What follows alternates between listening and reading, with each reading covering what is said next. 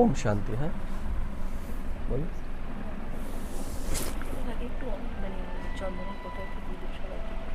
চন্দ্র ফোটা দেবে বলছি, এখন তো দরকার নেই, পরে দিয়ে দিই, পরে এখন ডিস্টার্ব হবে।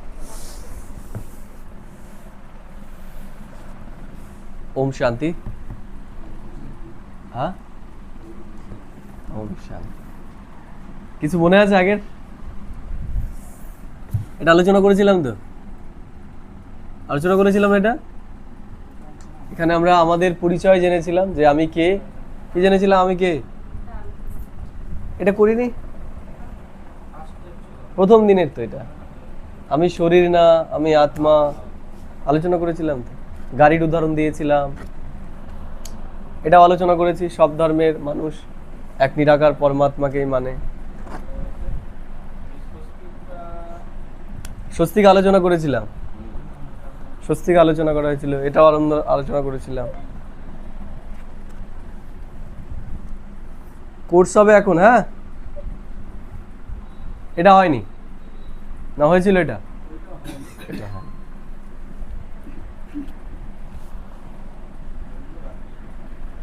এটাও হয়নি, এটা হয়েছিল, আর এগুলোও হয়নি। এটা হয়েছিল সিঁড়ি, কল্পবৃক্ষ হয়নি।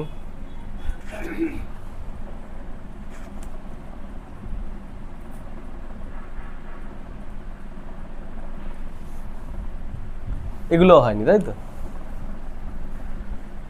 আজকে আমরা খুব গুরুত্বপূর্ণ একটা টপিক নিয়ে আলোচনা করতে চলেছি। সেটা হচ্ছে ঈশ্বর তার কর্তব্য কি, আমরা সেটা নিয়ে আলোচনা করব। তার আগে আমরা একটু জেনে নেব, আমাদের সবার বাড়িতেই লক্ষ্মীর পূজা হয়, হয় লক্ষ্মী পুজো হয়। এই যে লক্ষ্মী বা নারায়ণ, এরা কারা?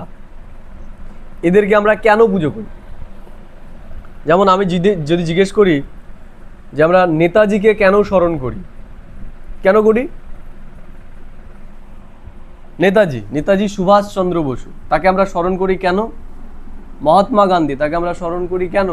ক্ষুদিরাম বোস, তাকে তো আমরা স্মরণ করি। স্বামী বিবেকানন্দ, তাকে আমরা পুজোও করি।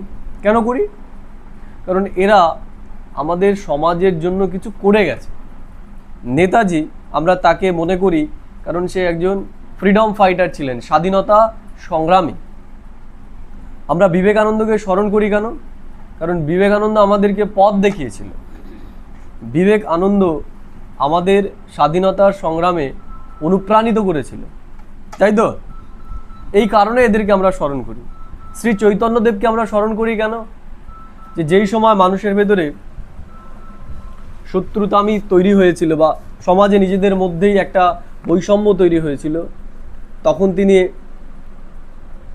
কৃষ্ণ নামের মাধ্যমে মানুষের ভেতরে মিলন ঘটিয়েছিল। হিন্দু মুসলিমরা আমরা দেখতে পেয়েছি, তাই না? যে মুসলিম তারাও সেই কীর্তনের মধ্যে তখন অংশ নিয়েছিল। তাহলে এরা সমাজের জন্য কিছু করে গেছেন, এর জন্য আমরা এদেরকে মনে রাখি। তাহলে এই যে লক্ষ্মী নারায়ণ, এরা কি করেছে যাদের জন্য এদেরকে আমরা এখনো মনে রেখেছি, এদেরকে আমরা এখনো পুজো করছি?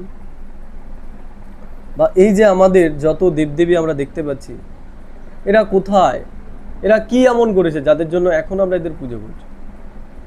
জানা আছে কি করেছে এরা?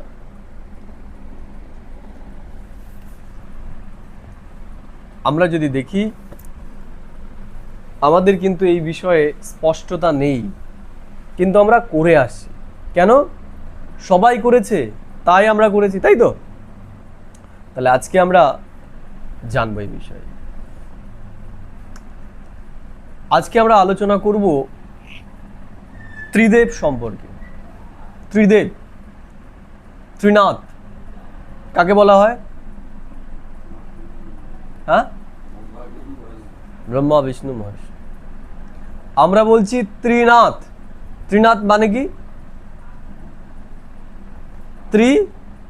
নাথ, ত্রি মানে তিন, নাথ মানে মালিক।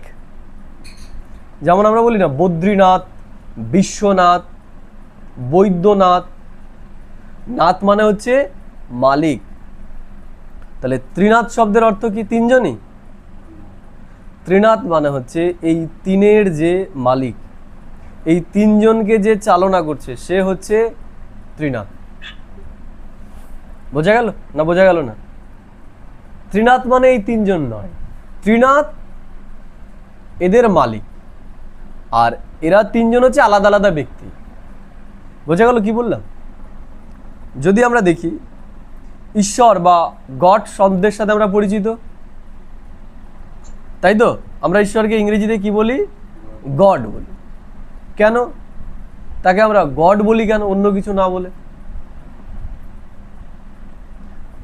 আমরা যদি দেখি গড শব্দে কটা শব্দ আছে? তিনটে, GOD, গড। এর মানে কি?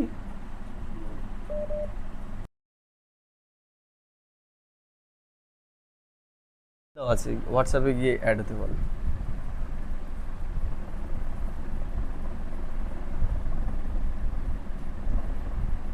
আচ্ছা না,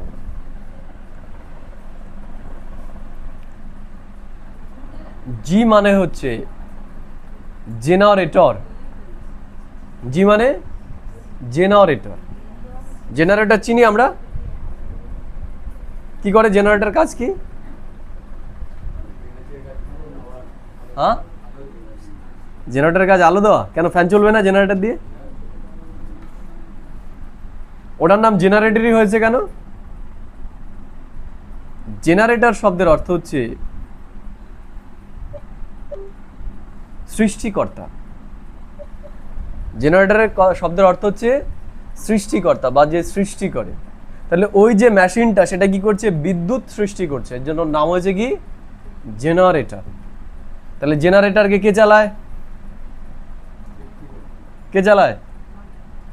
অপারেটর। বলে না যে লাইট অপারেটর, মেলায় গেলে আমরা শুনি না যে লাইট অপারেটর আপনি কোথায় আছেন, এখানে আসুন। অপারেটর মানে যে মেনটেনেন্স করে বা পালনা করে এটাকে। বোঝা গেল কি বললাম? ওই যে জেনারেটরটা চলছে সেটাকে যে পালনা দেয়, ঠিকঠাক চলছে কিনা যে দেখে, তাকে বলা হয় পালনকর্তা বা অপারেটর। রক্ষণাবেক্ষণ করেছে, ঠিক আছে? আর তারপরে হচ্ছে ডেস্ট্রয়ার। ডেস্ট্রয়ার মানে ধ্বংসকারী, যার কাজ হচ্ছে ধ্বংস করা, ঠিক আছে? তাহলে GOD, গড মানে কি? সৃষ্টিকর্তা, পালনকর্তা, আবার বিনাশকর্তা। বোঝা গেল কি বললাম? তাহলে যে সৃষ্টি, পালনা এবং বিনাশ তিনিই করে, তিনটে জিনিসই করেন, তিনি হচ্ছে গড। কিন্তু বিষয়টা এখানেই, আমরা গীতাতে শুনেছি যে ঈশ্বর বলেছেন আমি অকর্তা, অভোক্তা আর অজনী সম্ভব।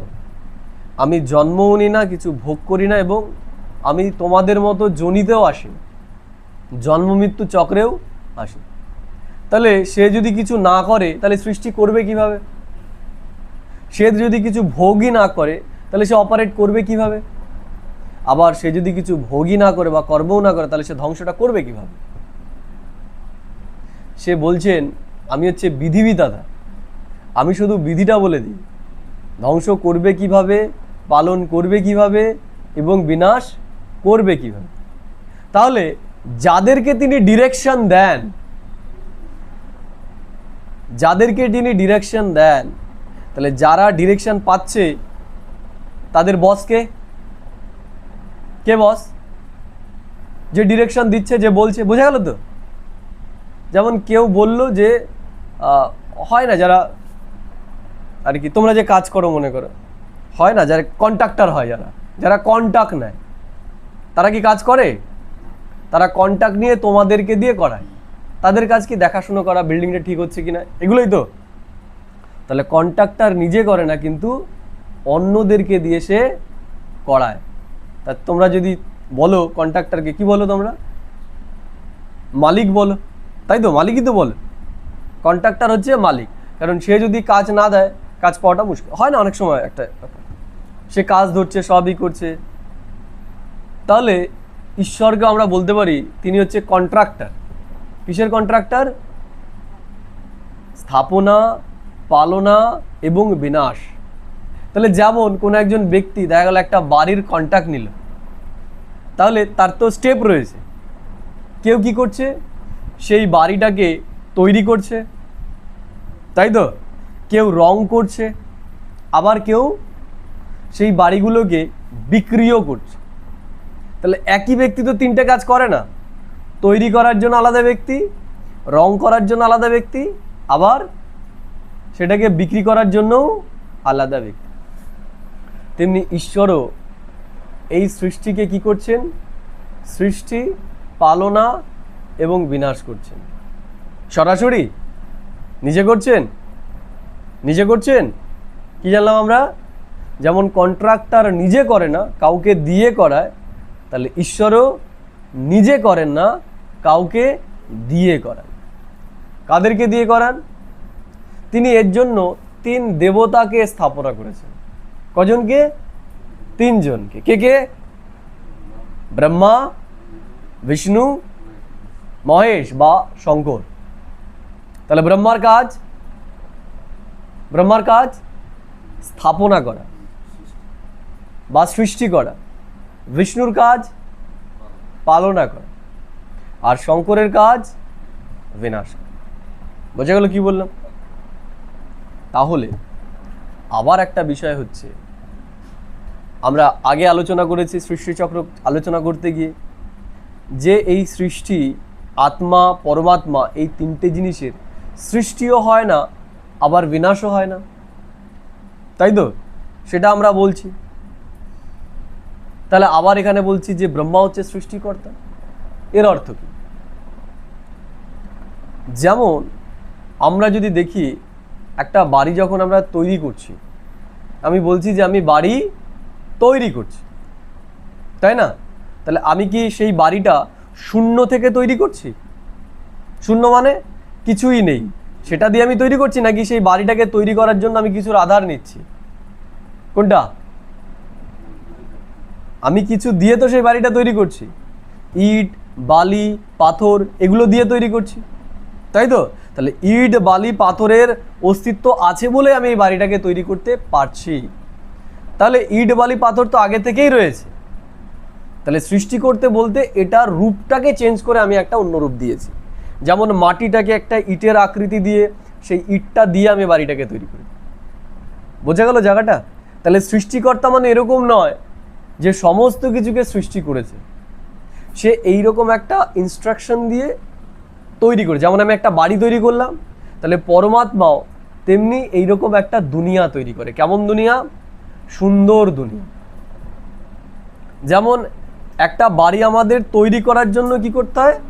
অর্থ লাগাতে হয়, পরিশ্রম করতে হয়, কিন্তু সেটাকে পুরনো করতে তো কিছু লাগে না, লাগে নাকি? সময় সেটাকে পুরনো করে ফেলে, তাই তো? তেমনি পরমাত্মা কি করেন? এই সৃষ্টিটাকে নতুন এবং সুন্দর বানান। তার মানে এ নয় যে সে আলো, বাতাস, মাটি এগুলোকে তৈরি করছেন। এগুলো হচ্ছে অবিনশ্বর সত্তা। যেমন আমরা ভৌত বিজ্ঞানে পড়েছি না, পরমাণু শব্দটার সাথে আমরা পরিচিত। পরমাণু মানে কি? যে পরম অণু মানে যার সৃষ্টিও নেই এবং বিনাশও নেই। এর জন্য আমরা বলেছি না যে পরমাণু হচ্ছে অবিভাজ্য, পরমাণুকে সৃষ্টিও করা যায় না, বিনাশও করা যায় না। অর্থাৎ একটা পর্যায়ে গিয়ে আমাদের থামতে হবে, তার থেকে কোনো অণুকে আমরা আর ভাঙতে পারবো না। বোঝা গেল কি বললাম? এবং সৃষ্টিও করতে পারবো না। তো ঈশ্বরও বলছেন এই যে দুনিয়া, এই দুনিয়া কখনো সৃষ্টিও হয়নি আবার বিনাশও হয়নি, এর শুধু পরিবর্তন হয়। যেমন মাটি ইটে পরিবর্তন হলো, আবার ইটটা সময়ের সাথে সাথে আবার সেটা মাটিতে পরিণত হয়। বোঝা গেল? এই চক্র চলতেই থাকে। যেমন আমি প্লাস্টিক দিয়ে একটা বালতি তৈরি করলাম, সেই প্লাস্টিকটা, বালতিটা পুরনো হয়ে গেল, ভেঙে গেল, আমি কি করলাম, সেটাকে গলিয়ে একটা মগ তৈরি করলাম। তা আমি কি বললাম, আমি একটা মগ তৈরি করলাম। তা মগটা কি, তৈরি আমি করিনি, শুধু শেপ দিয়েছি। প্লাস্টিক তো আগে থেকেই ছিল, আবার সেটাকে ধ্বংসও হচ্ছে না, সেটা শুধু রূপ পরিবর্তন হচ্ছে। বোঝা যাচ্ছে তো এই জায়গাটা? তাহলে সৃষ্টি মানে এমন নয় যে তিনি এই পৃথিবীকে সৃষ্টি করেছেন, এই সূর্যকে সৃষ্টি করেছেন, না না না না, এগুলো ছিল, এগুলো শুধু স্থিতির পরিবর্তন। কি স্থিতি? শত, রজ, তম। শত মানে নতুন, রজ মানে মিডিয়াম, আর তম মানে একদম খারাপ অবস্থার জন্য। এইটুকু বোঝা গেল তো? তাহলে এই তিন দেবতার মাধ্যমে পরমাত্মা ঈশ্বর তিনি তার এই কার্য করেন। তাহলে তিনি নতুন যে সৃষ্টি তার স্থাপনা করান কার মাধ্যমে? ব্রহ্মার মাধ্যমে। তাহলে বিষয়টা হচ্ছে এই ব্রহ্মাটা কে? কে ব্রহ্মা? কে ব্রহ্মা? কে বলবে? ব্রহ্মার মা কে, বাবা কে, ব্রহ্মার দেশ কোথায়? কে বলতে পারবে? ব্রহ্মাকে চিনি তো আমরা? বোঝা যাচ্ছে না? বোঝা যাচ্ছে না? কঠিন করে বলছি কি আমি? কঠিন হচ্ছে? ব্রহ্মা কে? কে ব্রহ্মা? জানা আছে কারো? ঠিক আছে, সেটাই আমরা দেখব। আমরা সৃষ্টিচক্র আলোচনা করতে গিয়ে দেখেছি যুগ কটা? চারটে। কি কি যুগ? সত্য, ত্রেতা, দ্বাপর আর কলি। কলির পর? কলির পর কি আসে দাদা? আবার সত্যযুগ আসে। প্রশ্নটা হচ্ছে কলির পর সত্যযুগ আসছে কি করে? আসছে কি করে? রাতের পর দিন আসছে কি করে? কি করে আসছে রাতের পর দিন? দাদু বলো। রাতের, এই যে এখন তো অন্ধকার, তাহলে এরপরে আলো আসবে। আলোটা আসবে কেন? হ্যাঁ, ইয়েস, পৃথিবীর আর্নিক গতির ফলে। এখন পৃথিবী কি করেছে? সূর্যর থেকে বিমুখ হয়ে গেছে, সূর্যের সামনে নেই, এর জন্য অন্ধকার। আবার পৃথিবীর এই ঘূর্ণন গতির ফলে পৃথিবী কি হয়ে যাবে? সূর্যের সামনে চলে আসবে, তখন সেখানে কি হবে? রাত। তাহলে এটা তো ভৌতিক বিষয়। ঈশ্বর বলছেন আমাদেরও গতি এবং সদ্গতি আছে। আমরা বলি না যে হে ঈশ্বর তুমি আমাকে গতি সদ্গতি দাও। তাহলে এই গতি সদ্গতি কি? এই যে দ্বাপর এবং কলিযুগ, এটা কেন হলো? ঈশ্বর বলছেন যে এই দ্বাপর এবং কলিযুগে তোমরা আমার বিমুখ হয়ে গেছো। আমি করতে বলেছি এক, তোমরা করে ফেলেছো আর এক। বোঝা গেল কি বললাম? আমি করতে বলেছি এক, তুমি করে ফেলেছো আর এক। আমরা ভুল বুঝেছি, ভুল বুঝে আমরা ভুলভাবে চলেছি, এর জন্যই আমাদের এই অবস্থা। তাহলে এর পরিবর্তন হবে কি করে?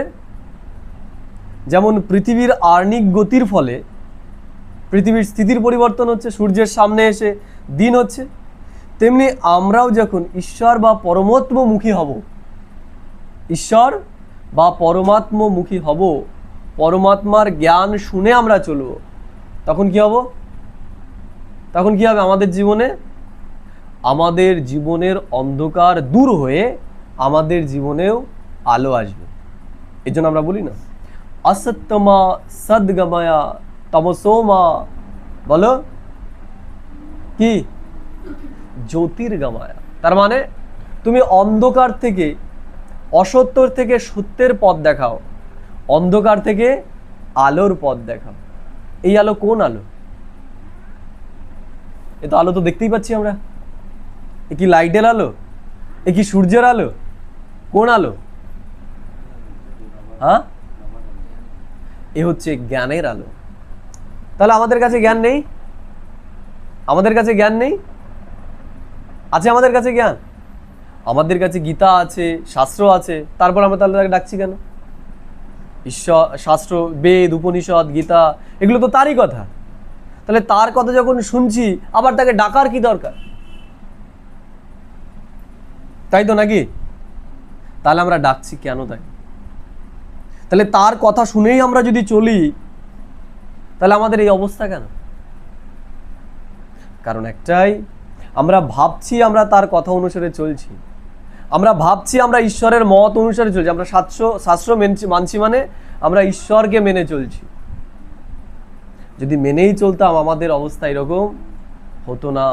হতো কি? হতো। তার মানে কোথাও না কোথাও আমাদের ভুল মান্যতা আছে, এর জন্যই আজ আমাদের এই অবস্থা। আর এর জন্য আমরা ঈশ্বরকে ডাকছি যে, হে ঈশ্বর, এসে তুমি আমাকে পথ দেখাও। তার মানে আমি যেই পথে চলছি সেটা সঠিক পথ নয়, তাহলে আমার সদ্গতি হয়ে যেত। তার মানে আমার পথ চলাটা সঠিক নয়, এবং এই দুনিয়া যেইভাবে চলে আসছে বর্তমানে, যারা পথ দেখাচ্ছে তারাও সঠিক পথ দেখাতে পারছেন। সঠিক পথ একমাত্র ঈশ্বরই দেখাতে পারবেন, এর জন্য তাকে আমরা ডাকছি। এর জন্য তাকে বলা হয় জ্ঞান সূর্য। কি বলা হয়? জ্ঞান সূর্য। আমরা দেখেছি না যে অর্জুন পরমাত্মাকে চিনতে পারেন, তখন পরমাত্মা কি করেছেন? তাকে তার বিশ্বরূপ দর্শন করিয়েছেন। সেই রূপ কি? বলছে হাজার জ্যোতি সমান, হাজার সূর্য সমান। তাহলে হাজার সূর্য সমান, সে কি সত্যি সূর্যের মতো কোনো জ্যোতিকে সাক্ষাৎকার করেছিল?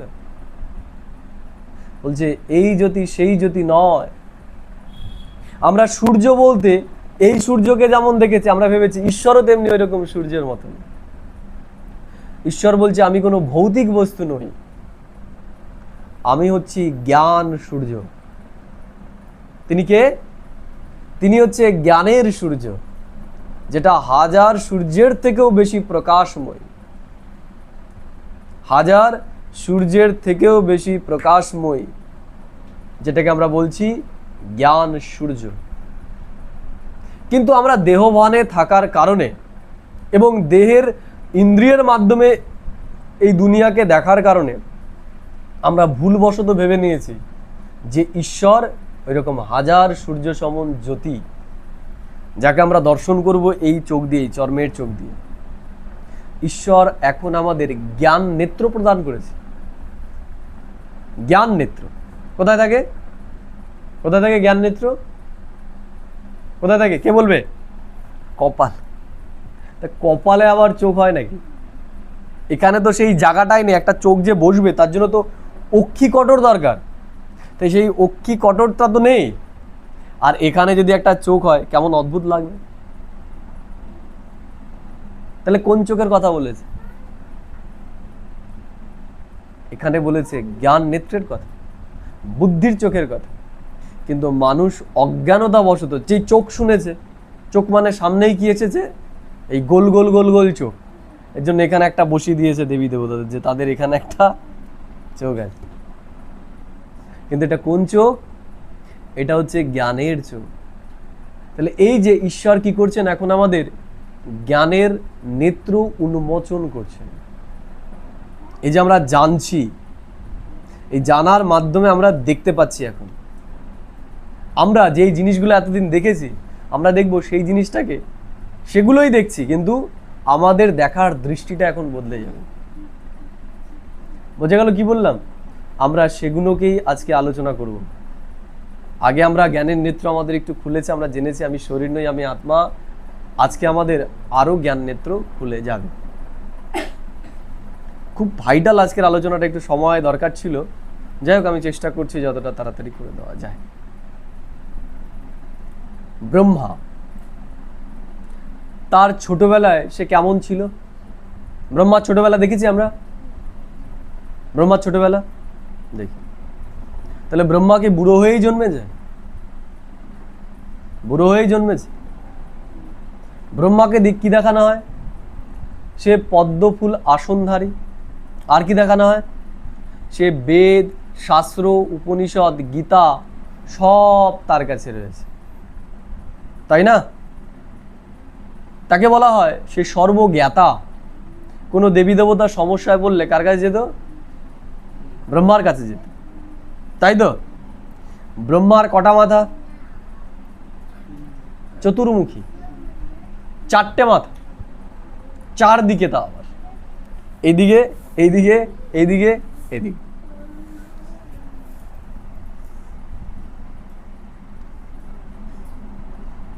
চারটে মাথা কি করে সেট হবে? 4টে মাথা, দেখো আমার যদি 4টে মাথা হয় কি করে সেট হবে? কোন জায়গায় সেট করবে এটা? 4টে মাথার জন্য তো 4টে গলাও দরকার। তা কেমন হবে রূপটা দেখতে? আর 4টে 4 দিকেই কেন? একটা সমান্তরালে দেখাতো, 4 দিকে দেখিয়েছে কেন? কে বলবে? এবার একটা বিষয়, আমাদের যত দেবী দেবতা পদ্ম ফুলের ওপরেই দেখিয়েছে কেন? অন্য কোনো ফুলের ওপর দেখায়নি কেন? জুই মালতী এইসবের উপরে দেখাতো, একটু গোলাপের ওপরও দেখাতো, সব পদ্ম ফুলের ওপরেই দেখিয়েছে কেন? কে বলবে? কে জানে? তোমাদের মধ্যে কেউ বলতে পারবে? জিজ্ঞেস করেছো কখনো কাউকে? জিজ্ঞেস করেছো? আমরা জিজ্ঞেস করিনি। তা ঈশ্বর এসে কি করছে আমাদের? তার মানে আমাদের বিবেকটাকে আমরা মেরে রেখেছি, আমরা কখনো প্রশ্ন করি। ঈশ্বর এসে আমাদের বিবেককে জাগ্রত করছে এখন। ঈশ্বর এসে এগুলো আমাদেরকে জানাচ্ছে, এগুলোর অর্থ কি। ঠিক আছে, আজকে আমরা সেটাই জানব। সবার প্রথমে আমরা জানবো ব্রহ্মার পরিচয়। তোমাদের কটা অবধি সময় আছে? কটা অবধি সময় আছে? আমি সেইভাবে শুরু করুন না, যতক্ষণ বললে হবে। কতক্ষণ আছে দাদা বলো? এখন বাজে 8:30, 9:30 অবধি, আর 1 ঘন্টা। ঠিক আছে, তাহলে ব্রহ্মার পরিচয় আমরা জানি না, তাই তো? কারো যদি জানা থাকে বলতে পারো যে এটা হচ্ছে ব্রহ্মার পরিচয়, ব্রহ্মার জন্মদাতা এ। যদি কারো জানা থাকে ব্রহ্মার মা বাবা, তাহলে জানাতে পারবে। আর নাহলে আমি আজকে একটু জানানোর চেষ্টা করবো যে ব্রহ্মাকে। কেউ বলতে পারবে? কারো জানা আছে? ঠিক আছে, তাহলে আমি শুরু করি এবার। ঠিক আছে, বলবো, সব বলবো, সবই বলবো, কোনো কিছু বাদ দেবো না। কিন্তু বিষয়টা হচ্ছে সবগুলো বলতে গেলে পরে এই একটা এই যে আজকে যে টপিকটা ধরেছি এটা নিয়েই 3 দিন শেষ হয়ে যাবে।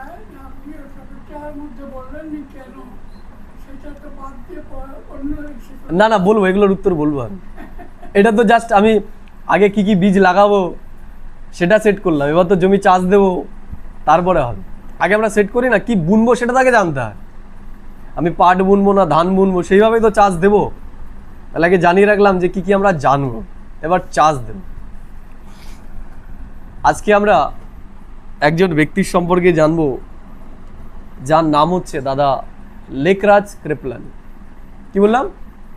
দাদা লেকরাজ কৃপলানি, যার জন্ম 1876 খ্রিস্টাব্দে বর্তমান পাকিস্তানে। তার যখন জন্ম হয় সেটা অবিভক্ত ভারত ছিল, আমরা জানি। জায়গার নাম হচ্ছে বর্তমান পাকিস্তানের সিন্ধ নামক প্রভিন্সের হায়দ্রাবাদ নামক একটা জায়গায়। সেই জায়গায় এই ব্যক্তির জন্ম হয় 1876 খ্রিস্টাব্দে, যার নাম বলছি আমরা দাদা লেকরাজ কৃপলানি।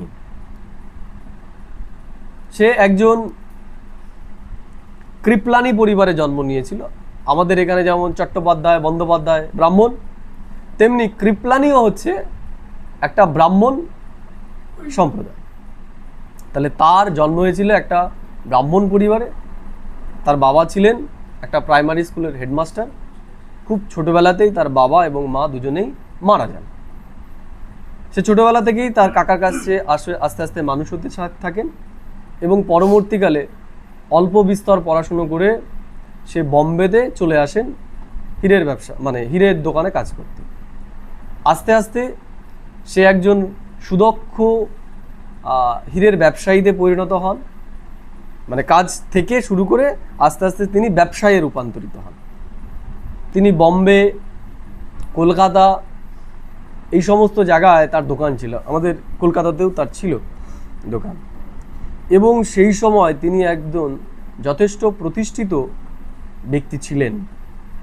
তার কাছ থেকে ইংরেজ যে সম্রাট রানী ভিক্টোরিয়া, তার জন্যও তিনি গয়না তৈরি করতেন। এখনও ইংল্যান্ডের মিউজিয়ামে দাদার লেকরাজ কৃপলানির তৈরি গহনা আছে, তিনি রানী ভিক্টোরিয়াকে দিয়েছিলেন। সেই সময় তিনি আতিপাতি ব্যক্তিদের সাথে বিজনেস করতেন। তার লিস্টে ছিল সেই সময় যারা মহারাজা ছিল আর কি, বিভিন্ন রাজা মহারাজারা, নেপাল, বুন্দেলখণ্ড, এই সমস্ত জায়গার রাজাদের সাথে এনার ডিল চলত। বোঝা গেল? এনার আচরণ স্বভাব এতটাই ভালো ছিল যে এনাকে লোকে লক্ষ্মীবাবু বলে সম্বোধন করত। অমায়িক ওনার ব্যবহার ছিল এবং উনি যথেষ্টই সৎ ব্যক্তি ছিলেন। তার আচরণের ভেতরে এতটাই রয়্যালিটি ছিল, মানে রাজারা তাকে দেখে বলতো যে ভগবান ভুল করে আমাদেরকে রাজা বানিয়েছে, ভগবানের তো উচিত ছিল আপনাকে রাজা বানানো। বোঝা গেল কি বললাম? এই যে যার কথা বলছি দাদার লেকরাজ কৃপলানি, ইনি যথেষ্ট ধার্মিক ব্যক্তি ছিলেন। ইনি নারায়ণের পূজারী ছিলেন, নারায়ণের সাধনা করতেন তিনি, এবং এনার ধর্মকে জানার, প্রকৃত সত্যকে জানার এতটাই আগ্রহ ছিল, তিনি বেদ উপনিষদ এগুলো তো পড়েইছেন, তার সাথে সাথে অন্যান্য ধর্মকেও তিনি জানার চেষ্টা করেছেন। এবং ইনি এনার জীবনে 14টা গুরু করেছিলেন। কটা? 14টা গুরু করেছিলেন, এবং তিনি প্রত্যেককেই যথেষ্টই সম্মান করতেন। ইনি একজন গৃহস্থী ছিলেন, এনার ছেলে মেয়েও ছিল। ঠিক আছে, এই হলো বেস বিষয়। আমি শর্টেই বলছি, আমি এর বিস্তারে যাচ্ছি না বেশি। তো একটা টাইমে ওনার জীবনের একটা পর্যায়ে এসে, যখন ওনার বয়স 60 বছরের কাছাকাছি, তখন এই যে বললাম যে কাকার কাছে উনি মানুষ হয়, তা সেই কাকার মৃত্যুশয্যায় একদম শেষ অবস্থায় পৌঁছে, করাচিতে বাড়ি, হায়দ্রাবাদে বাড়ি বললাম, সিন্ধে। তো তখন উনি তখন কলকাতায় রয়েছেন। ওনার তখন ফোন আসে যে কাকার অবস্থা খুব খারাপ, আপনি আসুন।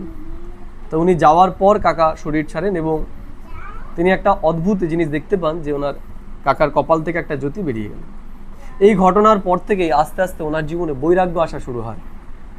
উনি আর কাজবাজের ভেতরে মূল লাগাতে পারছিলেন না, ওনার ব্যবসাও আর ভালো লাগছিল না। উনি তখন ওনার পার্টনারকে বললেন যে আমার আর ব্যবসা করতে ভালো লাগছে না, আমি আর এইসব করবো না। তখন ওনার পার্টনার বললেন যে তুমি আমার বাড়ি থেকে কিছু দিনের জন্য ঘুরে আসো, তাহলে তোমার এই সমস্ত মন মানসিকতা চেঞ্জ হবে।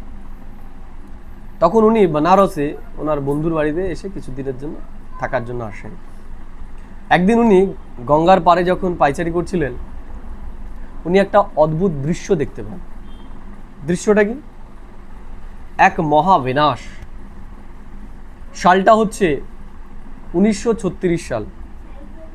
তখনও দ্বিতীয় বিশ্বযুদ্ধ শুরু হয়নি, এবং আমরা জানি দ্বিতীয় বিশ্বযুদ্ধই প্রথম যুদ্ধ যেখানে ফাইটার প্লেন, ট্যাঙ্কার এবং পারমাণবিক বোমা ব্যবহার করা হয়েছিলেন।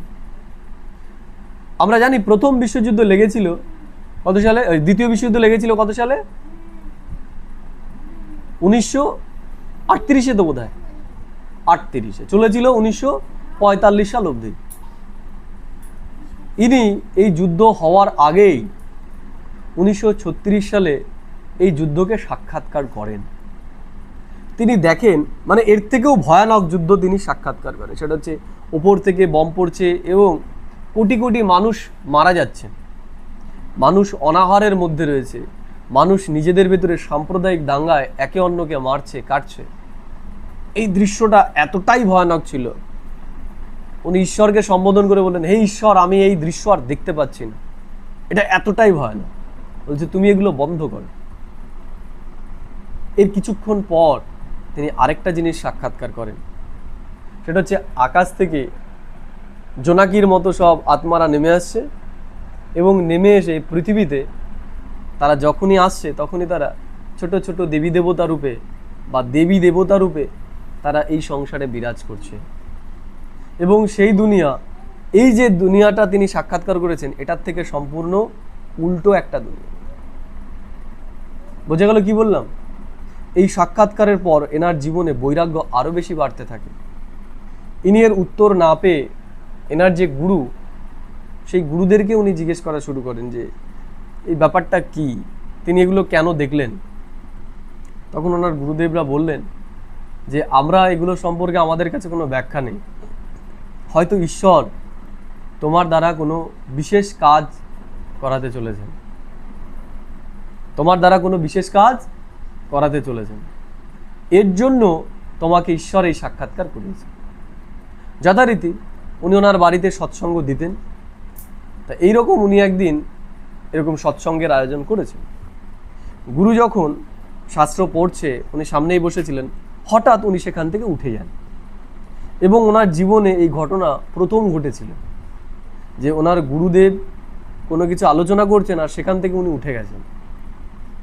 তো যথারীতি ওনার যে বৌমা ছিল, সেই বৌমাটা দেখেন যে দাদা তো এরকম কখনো করেন না, এরকমভাবে উঠে যান না। তা ওনার পিছে পেছে গেলেন যে শরীর খারাপ হয়েছে কিনা। তো যখন পেছনে পেছনে যান, দেখেন উনি ওনার ঘরে বসে রয়েছেন এবং ওনার ঘরের চারিদিকে লাল আলোর প্রকাশ, ওনার চোখগুলোও লাল লাল এবং মুখ থেকে উচ্চারিত হচ্ছে শিবহাম শিবহাম জ্ঞান স্বরূপম শিবহাম শিবহাম। বোঝা গেল? এইরকম তিনি উচ্চারণ করছেন। পরবর্তীকালে উনি যখন ভানে ফিরে আসেন, তখন জিজ্ঞেস করেন কি হয়েছে। তখন উনি বললেন, মানে ওনার বৌমা বললেন যে আপনি এই কথা বলছিলেন।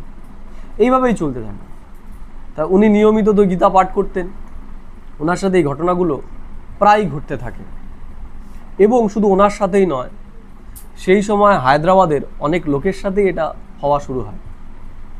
বিশেষ করে ছোট ছোট বাচ্চা, তাদের এটা বেশি হওয়া শুরু হয়। তারা দেখেন যে কেউ কেউ এনার সামনে এসে স্বর্গের দুনিয়ার সাক্ষাৎকার করছেন, কেউ এনার ভেতরে শ্রীকৃষ্ণকে সাক্ষাৎকার করছেন, কেউ নিজেকে স্বর্গের দুনিয়ার দেবদেবী রূপে স্মরণ দেখতে পাচ্ছেন, আবার কেউ কেউ স্বপ্নে দেখতে পাচ্ছেন যে লক্ষ্মীনারায়ণ তাকে বলছে যে আমার সাথে যদি দেখা করতে হয় তাহলে অমুক ব্যক্তির কাছে তুমি যাও। এরকম অদ্ভুত ঘটনা হায়দ্রাবাদে ঘটতে থাকে। একটা সময় এটা সেই জায়গার যে মিডিয়া, সেই মিডিয়াতেও প্রকাশিত হয় যে এনার সামনে গেলে পরেই ইনি কোনো ম্যাজিক জানেন, এনার সামনে গেলে পরেই সবাই তাদের ভান হারিয়ে ফেলেন। এইভাবে চলতে চলতে ইনি রোজ গীতা জ্ঞান দিতেন, গীতা শোনাতেন, কিন্তু সেই গীতাটা প্রচলিত গীতার থেকে সম্পূর্ণ আলাদাভাবে তিনি ব্যাখ্যা করতেন এবং সেটা সবার হৃদয়কে ছুঁয়ে যেত। এইভাবেই চলতে থাকে। চলতে চলতে চলতে চলতে একটা সময় দেখা গেল প্রায় 400-রও বেশি অধিক কুমারী ছোট ছোট মেয়েরা, যাদের বয়স 16-র থেকেও কম, তারা ওখানে এসে বলল যে আমরা আর তোমাকে ছেড়ে যাব না এখান থেকে। তখন উনি কী করলেন, ওনার তো প্রচুর সম্পত্তি ছিল, উনি ওনার ব্যবসাটা বন্ধ করে দিলেন এবং ওনার পার্টনারকে বললেন যে আমার যেটা প্রাপ্য, তোমার যেটা মনে হয় আমাকে সেটা দাও, আমি আর এই বিজনেস করবো না, আমার দ্বারা ঈশ্বর হয়তো বড় কোনো কাজ করাতে চলেছেন, আমি সেটাতে এখন মনে প্রবেশ করি। তো যাই হোক, উনি ব্যবসা ছেড়ে দেন।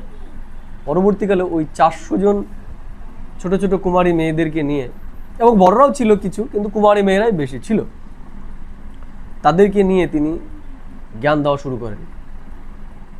এবং প্রথম দিকে তিনি যে জ্ঞানগুলো দিতেন, ঈশ্বর বলা শুরু করলো, মানে তার দ্বারা উচ্চারণ হওয়া শুরু হলো যে আমি ঈশ্বর পরমাত্মা, আমি এনার দ্বারা এই কথাগুলো শোনাচ্ছি। আর এই যে ব্যক্তি যার নাম আমরা জানলাম, দাদা লেখরাজ কৃপলানি, ঈশ্বর বলা শুরু করলেন যে এনার কর্তব্যবাচক নাম হলো কে? কে বলতে পারবে? প্রজাপিতা ব্রহ্মা। কি নামের? এর কর্তব্যবাচক নাম। অর্থাৎ এনার দ্বারা ঈশ্বর যে কর্তব্যটা করাচ্ছে, সেই কর্তব্যটার নাম হচ্ছে প্রজাপিতা ব্রহ্মা। শরীরের নাম কি? লেখরাজ কৃপলানি। আর যে কর্তব্যটা তিনি করছেন, ঈশ্বর বলছেন যে আমি এনার দ্বারা নবসৃষ্টির রচনা করছি। কি করছি? নবসৃষ্টির রচনা করছি। এবং এনার দ্বারা আমি সমস্ত বেদ, শাস্ত্র, উপনিষদ, গীতা, মহাভারত, বাইবেল, কোরআন, ত্রিপিটক, এই পৃথিবীতে যত ধর্ম আছে সব ধর্মের সার কথা আমি এনার দ্বারা শোনাচ্ছি। এবং এনার দ্বারা আমি নতুন দুনিয়া সৃষ্টি করছি এবং আমি এনার দ্বারা তোমাদেরকে একটা নতুন জীবন দিয়েছি। কি জীবন? বলছে তোমরা আগে জানতে যে আমি কে, আমি কে, আমি এই শরীর। ঈশ্বর এনার মাধ্যমে জানালেন যে আমি শরীর নই, আমি কে, আমি আত্মা। এবং বললেন যে এনার মুখের দ্বারা যারা জ্ঞান শ্রবণ করেন এবং এনার মুখের দ্বারা উচ্চারিত সেই জ্ঞানের পথে যারা চলেন তাদের তিনি আরেকটা নাম দেন, সেটা হচ্ছে যে তোমরা হলে এই ব্রহ্মার মুখবংশাবলী সন্তান। কারণ ব্রহ্মার জ্ঞানের দ্বারা তোমাদের নতুন জন্ম হয়েছে। কি জন্ম? আত্মিক জন্ম হয়েছে। আমরা জানতাম আগে আমি শরীর, এখন আমরা জানতে পারলাম কি আমি শরীর নই, আমি আত্মা। তা বলছেন এই যে আমাদের নতুন জন্ম, এটাকেই বলা হচ্ছে ব্রাহ্মণ জন্ম। কি জন্ম এটা আমাদের? ব্রাহ্মণ জন্ম। কেন? কারণ ব্রহ্মার মুখের দ্বারা উচ্চারিত জ্ঞানের দ্বারা আমরা পরম ব্রহ্মকে জেনেছি, পরমাত্মাকে জেনেছি, আমরা পরম ধামকে জেনেছি, আমরা পরম জ্ঞানকে লাভ করেছি। এবং ব্রহ্মার সাথে সাথে ব্রহ্মার মুখের দ্বারা উচ্চারিত জ্ঞানের দ্বারা যাদের নবজন্ম হলো, ঈশ্বর তাদের দ্বারাও নবসৃষ্টির কাজ করেন। বোঝা গেল কি বললাম? তাহলে এই যে যারাই আমরা এই ব্রহ্মার মুখের দ্বারা উচ্চারিত জ্ঞান শুনছি, আমাদের সবার আজকে থেকে পরিচয় কি? আমরা কে? কে আমরা? আমরা হলো ব্রহ্মার মুখবংশাবলী সন্তান। আমরা হলাম ব্রহ্মার মুখবংশাবলী ব্রাহ্মণ। এর জন্য আমরা দেখি যে শাস্ত্রে দেখিয়েছে ব্রাহ্মণদের জন্ম কিভাবে হয়েছে। কিভাবে হয়েছে কে বলবে? ব্রাহ্মণদের জন্ম ব্রহ্মার মুখ থেকে হয়েছে। আছে না, ঋগ্বেদে আছে যে ব্রহ্মার জন্ম, এই ব্রাহ্মণদের জন্ম কি থেকে? ব্রহ্মার মুখ থেকে। মুখ থেকে কারো জন্ম হওয়া সম্ভব? সম্ভব? তাহলে এই জন্ম কোন জন্ম? এই জন্ম শারীরিক জন্ম নয়, এই জন্ম মানসিক জন্ম। যে আমি নিজেকে আগে একটা পরিচয়ে জানতাম, এখন আমার একটা নতুন পরিচয় হয়েছে। বোঝা গেল কি বললাম? এর জন্য দেখবে ব্রাহ্মণদেরকে কি বলা হয়? ব্রাহ্মণদেরকে দ্বিজ বলা হয়। দ্বিজ মানে যার দুবার জন্ম হয়। ব্রাহ্মণদের কবার জন্ম হয়? দুবার। একবার হচ্ছে মাতৃগর্ভে, আরেকবার হচ্ছে উপনয়নের মাধ্যমে, যখন পৈতে দেয়, সেটাও তাদের একটা নতুন জন্ম। তখন তারা কি করে? তাদের যে মাতা পিতা আছে তাদের পরিচয়কে ত্যাগ করে সে নতুন কি করে? মা বাবা পাতায়। পাতায় কি পাতায় না? পাতায় কি পাতায় না? পাতায়। তাহলে পরমাত্মাও বলছে যে তুমি এতদিন যাদেরকে মা বাবা বলতে, তারা কার মা বাবা? কার মা বাবা? তারা কার মা বাবা? কে বলবে? কে বলতে পারবে? এতদিন যাদেরকে আমরা মা বাবা বলে জানতাম, সেটা কার মা বাবা? কার মা বাবা? সেটা হচ্ছে আমাদের শরীরের মা বাবা। তারা হচ্ছে শরীরের সৃষ্টিকর্তা। তাহলে তারা হচ্ছে আমাদের লৌকিক পিতামাতা। কি পিতামাতা? লৌকিক। কিন্তু এই যে যখন আমরা এই জ্ঞানটা পেলাম, আমাদের একটা নতুন পরিচয় হয়েছে। যেহেতু আমরা প্রজাপিতার ব্রহ্মার মুখের দ্বারা জ্ঞান শুনেছি, তাহলে আমরা তারও সন্তান হয়ে গেলাম। তাহলে প্রজাপিতা ব্রহ্মা এবং পরমাত্মা হচ্ছেন আমাদের পারলৌকিক এবং অলৌকিক পিতা। বোঝা গেল কি বললাম? কি বললাম? পারলৌকিক আর অলৌকিক। অলৌকিক মানে যে তারা আমাদের জন্ম, শরীরকে জন্ম দেয়নি, কিন্তু আমাদের একটা নতুন আত্মিক জীবন দিয়েছে। তার দ্বারা আমাদের জ্ঞানের নেত্র খুলে গেছে। বোঝা গেল কি বললাম? এই অর্থে প্রজাপিতা ব্রহ্মা হলেন আমাদের অলৌকিক পিতা। আর পরমাত্মা তিনি হচ্ছে আমাদের পারলৌকিক পিতা। বোঝা গেল কি বললাম? এবং যেহেতু পরমাত্মা ব্রহ্মার দ্বারা জ্ঞান দেন, তাহলে পরমাত্মা তো সবার, নাকি আমাদের বিশেষ করে? পরমাত্মা সবার। তিনি হিন্দুদেরও, মুসলিমদেরও, আবার খ্রিস্টানদেরও। তাহলে পরমাত্মা প্রজাপিতা ব্রহ্মার মুখের দ্বারা যে জ্ঞান দেন, সেটা সব ধর্মের লোকের জন্যই এবং সমস্ত দেশের জন্য। এর জন্য দেখিয়েছে ব্রহ্মার চতুর্মুখী ব্রহ্মা। চতুর্মুখী মানে তার মুখের দ্বারা যে জ্ঞানটা উচ্চারিত হয়, সেটা পূর্ব, পশ্চিম, উত্তর, দক্ষিণ চারোদিকে যে মানুষজন রয়েছে তাদের সবার জন্য। বোঝা গেল কি বললাম? এবং এটা কোনো বিশেষ ধর্মের লোকের জন্য নয়, এটা সব ধর্মের লোকের জন্যই। যেমন আমরা যখন গীতা বলছি, কাদের জন্য? হিন্দুদের জন্য। কোরআন বলছি, মুসলিমদের জন্য। কিন্তু ঈশ্বর বলছে আমি যে শ্রীমত দিচ্ছি এখন, এটা সবার জন্য। এটা যেমন হিন্দুদের জন্য, মুসলিমদের জন্য, খ্রিস্টানদের জন্য, সবার জন্য। এটা ছোটদের জন্য, বড়দের জন্য, সবার জন্য। এটা স্ত্রী পুরুষ উভয়ের জন্য। এটা মূর্খ, জ্ঞানী, পণ্ডিত সবার জন্য, কারণ ঈশ্বর সবার। বোঝা গেল কি বললাম? তাহলে এই যে যাকে আমরা বলছি প্রজাপিতা ব্রহ্মা, এর দ্বারা ঈশ্বর একটা নতুন মত আমাদেরকে দেন। বোঝা গেল? প্রথমে ব্রহ্মার দ্বারা তিনি একটি সংস্থা তৈরি করেন, যার নাম দেন ওম মণ্ডলী, যেটা প্রথমে ভারতেই ছিল। পরবর্তীকালে ভারত যখন স্বাধীন হয় 1950 সালে, এই ওম মণ্ডলী তৎকালীন পাকিস্তান ছেড়ে ভারতবর্ষের রাজস্থানের মাউন্ট আবুতে চলে আসেন এবং সেই সময় এই সংস্থার নাম বদলে হয় প্রজাপিতা ব্রহ্মাকুমারী ঈশ্বরীয় বিশ্ববিদ্যালয়। কি বললাম? কি নাম? প্রজাপিতা ব্রহ্মাকুমারী ঈশ্বরীয় বিশ্ববিদ্যালয়। বিশ্ববিদ্যালয় কেন বলছে?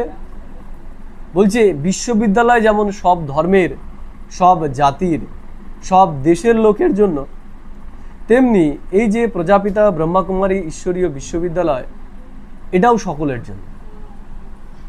এবং আমরা দেখতে পাই বর্তমানে বিশ্বের 150টারও বেশি দেশে, 150টারও বেশি দেশে এই প্রজাপিতা ব্রহ্মাকুমারী ঈশ্বরীয় বিশ্ববিদ্যালয় এই জ্ঞান প্রদান করছেন। এবং এই জ্ঞান ধারণ করে শুধু হিন্দুরা নয়, হিন্দু, মুসলিম, শিখ, ইসাই সমস্ত ধর্মের লোকই এই জ্ঞানে চলছেন। কনভার্ট হয়ে নয়। অন্যান্য ধর্মে তো দেখি আমরা কি কনভার্ট হয়, হিন্দু থেকে মুসলিম, মুসলিম থেকে খ্রিস্টান, এরকম হয়। ঈশ্বর বলছেন না, আমি তোমাদের এই সমস্ত ধর্ম চেঞ্জ করতে আসিনি। তোমরা যেই শারীরিক ধর্মে আছো সেটাতে থাকো, হিন্দু থাকো হিন্দু, মুসলিম থাকো মুসলিম, খ্রিস্টান থাকো খ্রিস্টান। আমি তোমাদের স্বধর্মকে বদলাতে এসেছি। স্বধর্ম মানে আত্মার যে নেচার, আমাদের আচরণ, ব্যবহার, তিনি এগুলোকে বদলাচ্ছেন। এর জন্য তিনি আমাদের আধ্যাত্মিক শিক্ষা দিচ্ছেন। এই যে আমাদের যে ধর্মের যে রহস্য, এগুলোকে তিনি জানাচ্ছেন। যেমন এই ব্রহ্মাকে বললাম যে ব্রহ্মাকে আমরা চতুর্মুখী দেখেছি, তাকে বেদ, শাস্ত্র, উপনিষদ তার হাতে দেখানো হয়েছে, তাই না? তার হাতে কমণ্ডলু দেখানো হয়েছে। আমি সেগুলোর বিস্তারে যাচ্ছি না। আর কি দেখানো হয়েছে? যে তাকে সবসময় বৃদ্ধ অবস্থায়। বৃদ্ধ কেন? কারণ পরমাত্মা যেই শরীরে প্রবেশ করেন তার বয়স কত? কত? ব্রহ্মার দাড়ি কি রঙের? কালো? সাদা। সাদা কেন? সাদা কেন? বয়স। তাহলে বয়স কত হলে সাদা হয়? সাদা হচ্ছে কিসের প্রতীক? আমরা জানি রিটায়ার্ড লাইফের প্রতীক, বার্ধক্যের প্রতীক। যখন কারো 60 বছর বয়স হয়ে যায় সেই অবস্থার প্রতীক। আর দাড়ি কিসের প্রতীক? অভিজ্ঞতার প্রতীক। এর জন্য বলে না যে আমার দাড়ি কি, বলো তারপরে, আমার দাড়ি কি বলে? কিসে পাকেনি? আমার দাড়ি বাতাসে পাকেনি, কিসে পেকেছে? অভিজ্ঞতা। তার মানে ঈশ্বর দেখিয়েছেন তিনি যাকে আধার নেন, যার শরীরে এসে তিনি এই জ্ঞান দেন, তিনি একজন অভিজ্ঞ পরিপক্ক ব্যক্তি, যার বয়স 60 বছর হয়ে। বোঝা গেল কি বললাম? তাহলে এনার কর্তব্যবাচক নামই হচ্ছে কি? ব্রহ্মা। বাস্তবিক আমরা যেগুলো শাস্ত্রে দেখেছি ওইরকম কোনো ব্রহ্মা নেই। পরমাত্মা যাকে আধার নিয়ে তার জ্ঞান দেন তিনি হচ্ছেন ব্রহ্ম। আর তার মুখের দ্বারা জ্ঞান যারা শ্রবণ করেন তারাই হচ্ছে কি? ব্রাহ্মণ। এর জন্য বর্তমানে আমরা দেখতে পাচ্ছি জন্মসূত্রে ব্রাহ্মণ হয়, কিন্তু আগে কিন্তু জন্মসূত্রে ব্রাহ্মণ হতো না। আগের যে ব্রাহ্মণ, আমরা যদি আদি বৈদিক যুগে দেখি, সেই সময় ব্রাহ্মণ হতো গুণের আধারে। বোঝা গেল কি বললাম? বর্তমানে যে ব্রাহ্মণদের আমরা দেখতে পাচ্ছি এরা হচ্ছে কোক বংশাবলী, এদের জন্ম মাতৃগর্ভ থেকে। কিন্তু এই যে আজকে আমরা জানতে পারলাম আমরা কে? আমরা হলাম ব্রহ্মার মুখবংশাবলী ব্রাহ্মণ। আজ থেকে আমাদের পরিচয় হচ্ছে ব্রহ্মা কুমার, ব্রহ্মা কুমারী। অর্থাৎ আমাদের সকলের এক পিতা, প্রজাপিতা ব্রহ্মা। এই যে আমরা এসেছি এখানে, রবি শঙ্কর দার সাথে আমাদের পরিচয় কিসের? কোন জিনিসটা আমাদেরকে এখানে নিয়ে এসে? একটাই পরিচয় আমাদেরকে নিয়ে এসেছে যে আমাদের পিতা এক, প্রজাপিতা ব্রহ্মা, অলৌকিক পিতা, এবং আমাদের পারলৌকিক পিতা এক। পারলৌকিক পিতা এক, পরম পিতা পরমাত্মা শিব। তাহলে সেই পরিচয় আজকে আমরা এসেছি। তাহলে এই যে তোমরা এখানে যারা আছো, তোমাদের সাথেও আমাদের আজকে কি হলো? সম্পর্ক স্থাপন হয়ে গেল। কি? আমাদেরও এক পিতা। এই যে আমরা যারা জ্ঞান শুনছি তাদের আজকে আমাদের প্রত্যেকের জন্ম হয়ে গেল যে আমরা হলাম প্রজাপিতা ব্রহ্মার সন্তান, ব্রহ্মা কুমার, ব্রহ্মা কুমারী, আমরা ব্রাহ্মণ, আমরা ভাই বোন হয়ে গেছি আজকে। ঠিক আছে? কারো অসুবিধা, কোনো প্রশ্ন এই বিষয়ে? তাহলে আমরা আমাদের নেক্সট চ্যাপ্টারে এগোবো এবং ওটার উত্তর দেবো, পদ্মফুলের দেবো, এখনই দেবো আস্তে আস্তে।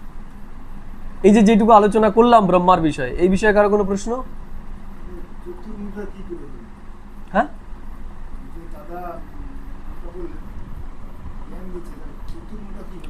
দেখো আমরা বলি না যে আমার সব দিকে চোখ আছে, আমার পেছনেও চোখ আছে। তোরা আমার পেছনে কি কি বলিস আমি সব দেখতে পাই। তাই পেছনে চোখ আছে নাকি? পেছনে চোখ আছে আমার? আছে? তার মানে কি? তার মানে যে আমি শুধু আমার এই চোখ দিয়েই দেখি না, আমার অনেক কি রয়েছে, গুপ্তচরও রয়েছে। তারা দেখে দেখে আমাকে সব জানায়, তারাও আমার দৃষ্টি, আমি তাদের চোখ দিয়েও দেখি। কিন্তু এটা যখন একটা বাচ্চাকে বলা হবে যে আমার চারদিকেই চোখ রয়েছে, কি বলি? চারোদিকে চোখ রয়েছে। একটা বাচ্চাকে যদি এবার আঁকতে দেওয়া হয়, আমি যদি বলি আমার চারদিকে চোখ রয়েছে, এবার আমার একটা ছবি তুমি এঁকে দাও, যে আমাকে দেখেনি, ফোনে বললাম যে আমার চারদিকেই চোখ, তুমি আমার একটা ছবি আঁকো, তাহলে কিভাবে আঁকবে সে? ওইভাবেই দেখে দেবে এই বাচ্চাটা। তো এই যে ঈশ্বর বলেছে এক আর আমরা ভেবে নিয়েছি এক, এর জন্যই তো আমাদের এই অবস্থা। ঈশ্বর বলছে চতুর্মুখী ব্রহ্মা, মানে তার জ্ঞান চতুর্দিকে। বেদ শাস্ত্র তাকে দেখিয়েছে, মানে কি তার বেদ শাস্ত্র উপনিষদের যে মূল সার, সেই জ্ঞান তার কাছে আছে। সেটাকে আমরা ওইভাবে দেখিয়ে দিয়েছি, তাকে চতুর্ভুজ দেখিয়ে দেওয়া হয়েছে। এবং শুধু তার চারটে মাথা না, কোথাও কোথাও তো ব্রহ্মাকে দেখিয়ে দেওয়া হচ্ছে হাজার ভুজা ব্রহ্মা। কত? হাজার হাজার ভুজা বিশিষ্ট ব্রহ্মা। কেন? একবার চারটে দেখাচ্ছে, একবার হাজার দেখাচ্ছে। যেমন দুর্গা, কখনো সে 2 হাতে যুদ্ধ করছে, আবার কখনো সে 10 হাত নিয়ে যুদ্ধ করছে। দেখেছো মহালয়কে দেখেছো? দেখবে প্রথমে অসুরের সাথে যুদ্ধ করছে, যখন দা নিয়ে করছে, ঢাল নিয়ে করছে, এবার অসুরকে যখন বধ করছে তখন তার 10টা হাত হয়ে যায়। দেখেছো কেউ মহালয়? একটু ভালো করে দেখবে এর পরের বার। এবার যদি নোটিশ না করো, পরের বার দেখবে যে অসুরের সাথে যখন খড়গ নিয়ে যুদ্ধ করছে তখন 2 হাত, এবার অসুরকে যখন ত্রিশূল দিয়ে বধ করলো তখন দেখছি 10 হাত জন্মে গেল। এত অদ্ভুত বিষয় কি করে সম্ভব? এর একটা গুহ্য ভাব রয়েছে। আমরা সেটাকে না জানার জন্য আমরা এগুলোকে এইভাবে করে দিয়েছি। একটা উদাহরণ দেখবে, এই ভোটের আগে আমি দেখেছি দিদি হচ্ছে দশভুজা, দেখিয়েছে না? প্রশ্ন দেখেছে গো? এক হাতে লক্ষ্মীর ভান্ডার, এক হাতে যুবশ্রী, এক হাতে কন্যাশ্রী। ওনার 10টা হাত আছে? সত্যি 10টা হাত আছে? তার মানে এটার মাধ্যমে দেখিয়েছে যে তিনি মানুষের জন্য এটা করেছে।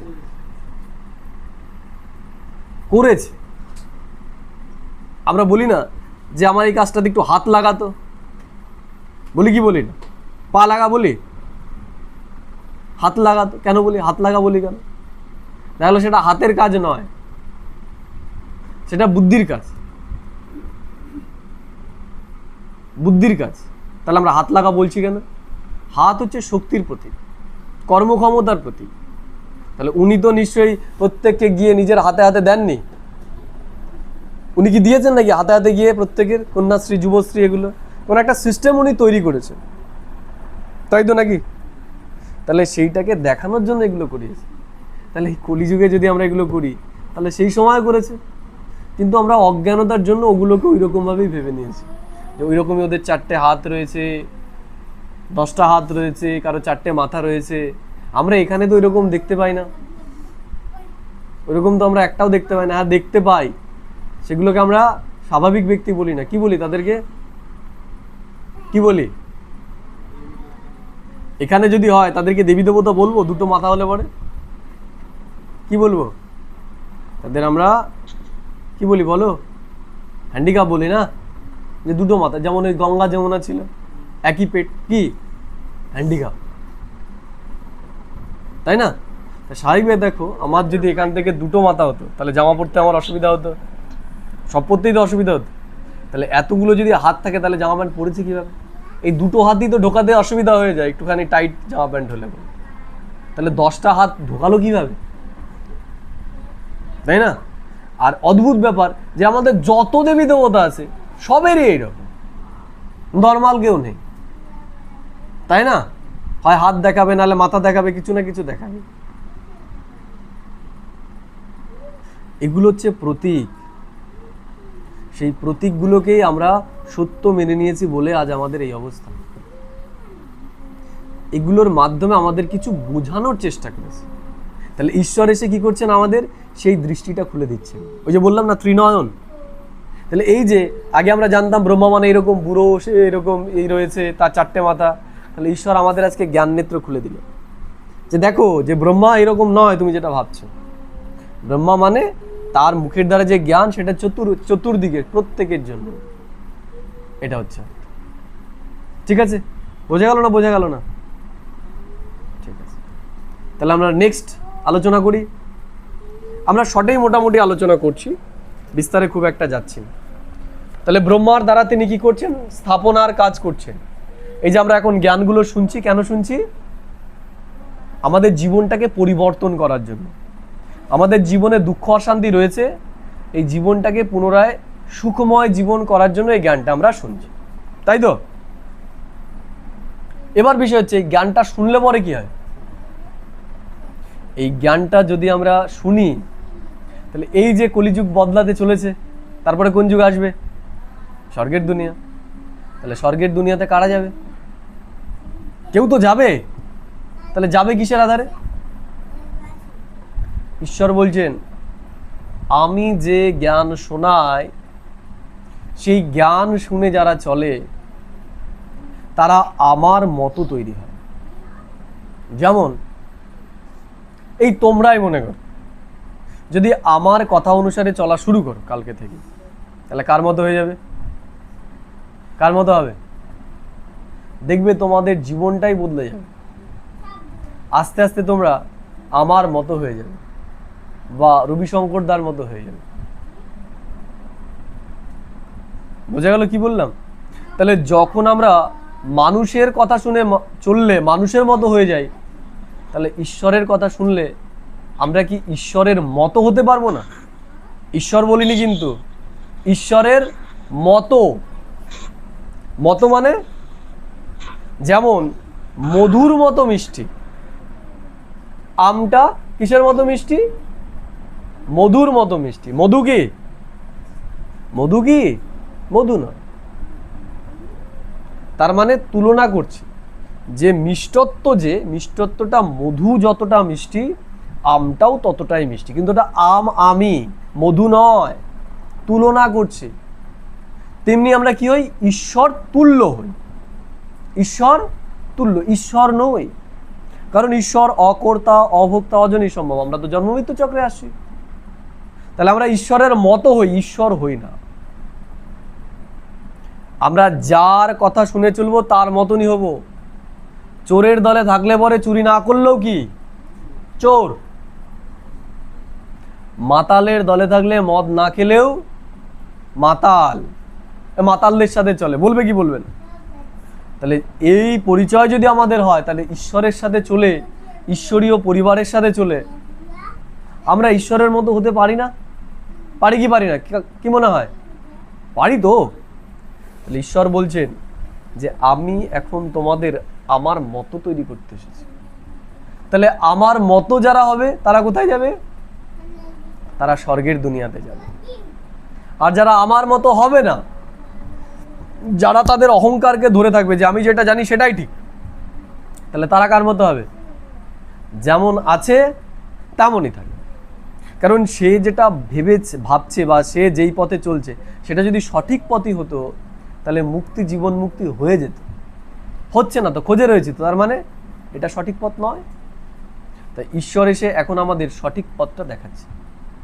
তাহলে এই যে আমরা বললাম যে সামনে স্বর্গের দুনিয়া স্থাপন হবে, তাহলে সেখানে যারা যাবে তাদের তো কিছু ক্রাইটেরিয়া দরকার। যেমন একজন ব্যক্তিকে মাধ্যমিক পাস যদি করতে হয়, বাংলা, ইংলিশ, ইতিহাস, ভূগোল সব কিছুতে পাস করে গেল, ইংরেজিতে তার 23 নম্বর পেয়েছে, পাস। সে পাস তো নাকি? 7টাতে সে 6টাতেই পাস করেছে, আর একটা সাবজেক্টে সে 25 নয় 23 পেয়েছে। পাস সে না ফেল? পাস না ফেল? পাস না ফেল? হ্যাঁ, পাস করিয়ে দেবে। কার কার মনে হয় পাস করাবে? ফেল। কারণ 7টা সাবজেক্টেই তাকে মিনিমাম 25 পেতে হবে। তুমি 90 পেতে পারো বাকিগুলোতে, কিন্তু একটাতে যদি তুমি 25 না পাও তাহলে তুমি ফেল, তাই তো নাকি? তাহলে এই দুনিয়াতে মাধ্যমিক পাস করতে গেলেও আমাদের 7টা সাবজেক্টে পাস করতে হয়। তাই স্বর্গের দুনিয়াতে আমরা যাব, তার জন্য কোনো ক্রাইটেরিয়া নেই। শুধু নাম জপ করলেই হয়ে যাবে? নাম জপ করলেই হয়ে যাবে? নাম জপ করলে হয়ে যাবে? কি মনে হয়? একটা স্টুডেন্ট, তাহলে শিক্ষার দেবীকে,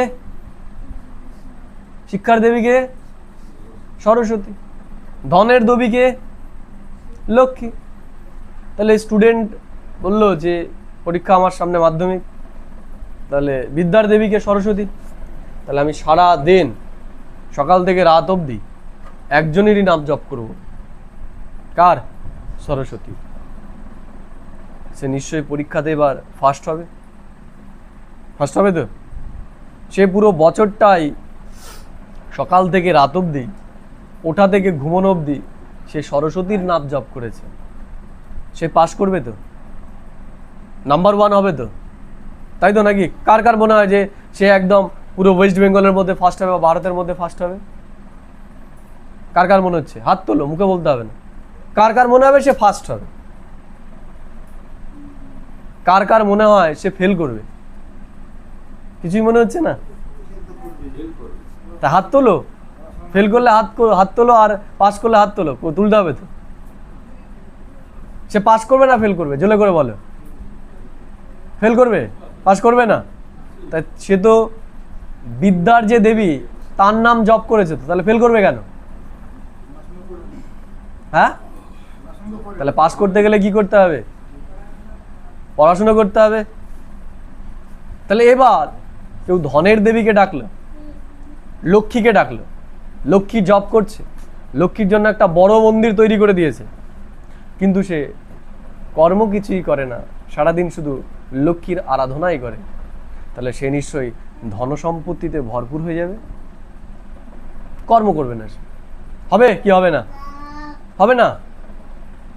তাহলে এই দুনিয়াতে যদি কেউ সরস্বতীর নাম সারা বছর জপ করে মাধ্যমিক পাসটা না করতে পারে, মিনিমাম 25 নাম্বার না পায়, কেউ যদি লক্ষ্মীর জপ করে সারা বছর সে যদি অর্থ না পায়, তাহলে কি করে আমরা ভাবছি শুধু নাম জপ করে আমাদের মুক্তি, জীবন মুক্তি হয়ে যাবে? কার কার মনে হয় যে শুধু নাম জপ করে আমাদের মুক্তি, জীবন মুক্তি হয়ে যাবে?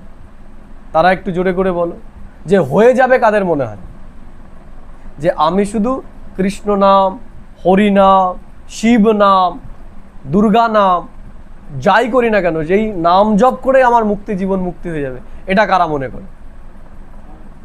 কারা মনে করে এটা? কারা মনে করে হয়ে যাবে? না হবে না। আমরা করছি কি? আমাদের শেখাচ্ছে কি? কি বলছে আমাদের? শুধু হরিনাম জপ করো, শুধু শিব নাম জপ করো, তাহলেই হয়ে যাবে। তাই তো নাকি? তাই তো বলছে নাকি? না অন্য কিছু বলছে? ঈশ্বর এসে বলছে এই জপ তপের দ্বারা কিচ্ছু হবে না, এই জপ তপের দ্বারা কিচ্ছু হবে না। যদি হওয়ার হতো তাহলে হয়ে যেত এই দুনিয়া। তোমরা দ্রাপর কলিযুগ এই পথে চলেছ, যদি এই পথে হতো তাহলে এতদিন এই দুনিয়া পরিবর্তন হয়ে যেত। হয়নি, তার মানে এই পথে হবে না। কলি আরো ঘোর কলি হয়েছে, কলি আরো কি হয়েছে? ঘোর কলি হয়েছে। আগে দেখা গেল পুজো করতো না, ওই মাসে একদিন করে বই নিয়ে বসতো, তাতেও 5-10 নাম্বার তাও পেত।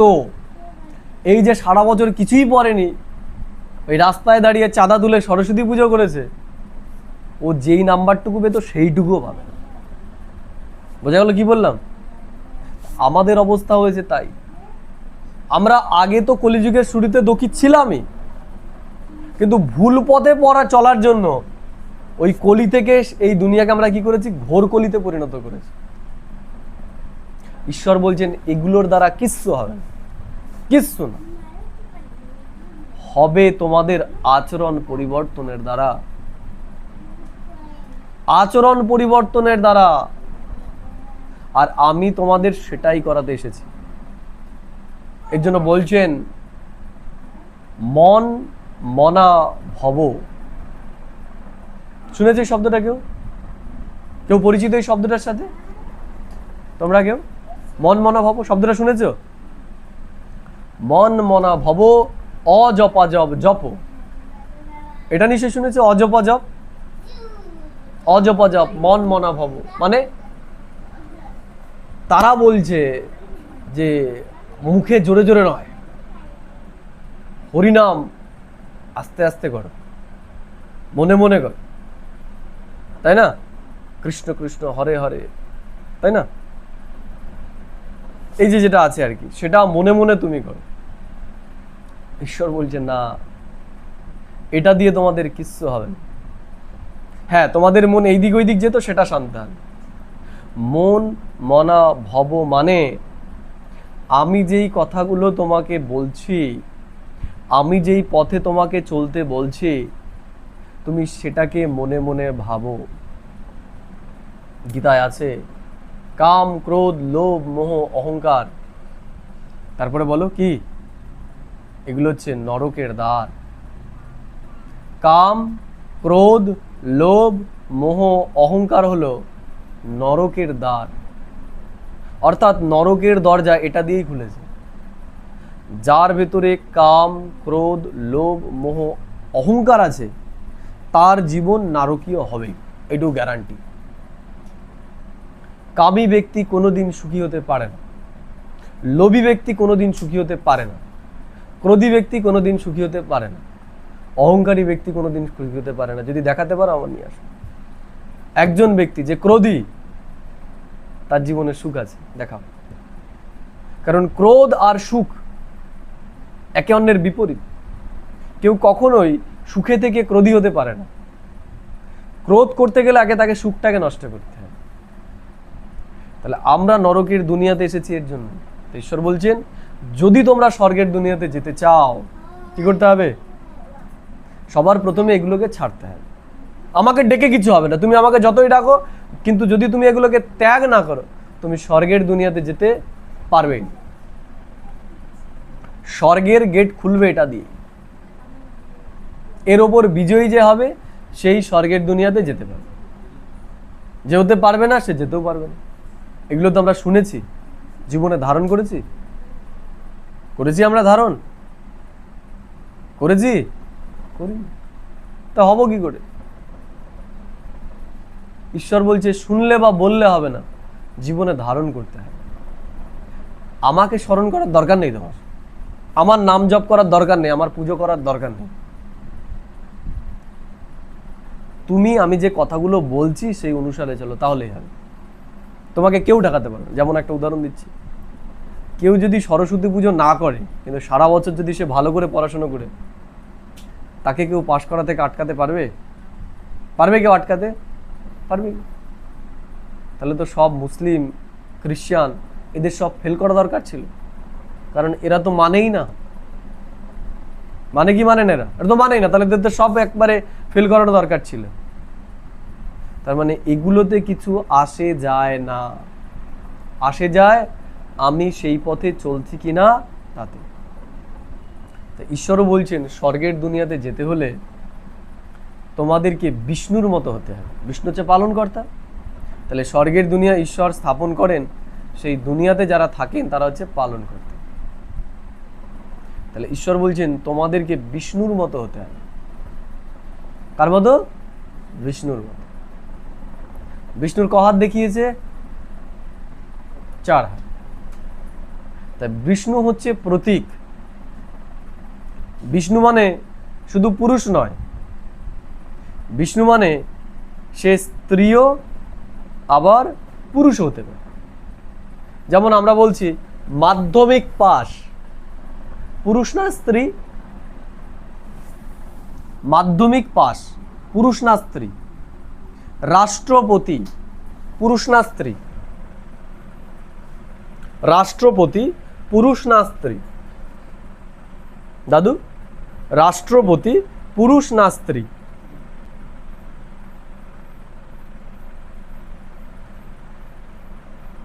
বোঝা গেল প্রশ্নটা? না বোঝা গেল না? রাষ্ট্রপতি আমরা যাকে বলছি সে পুরুষ না স্ত্রী?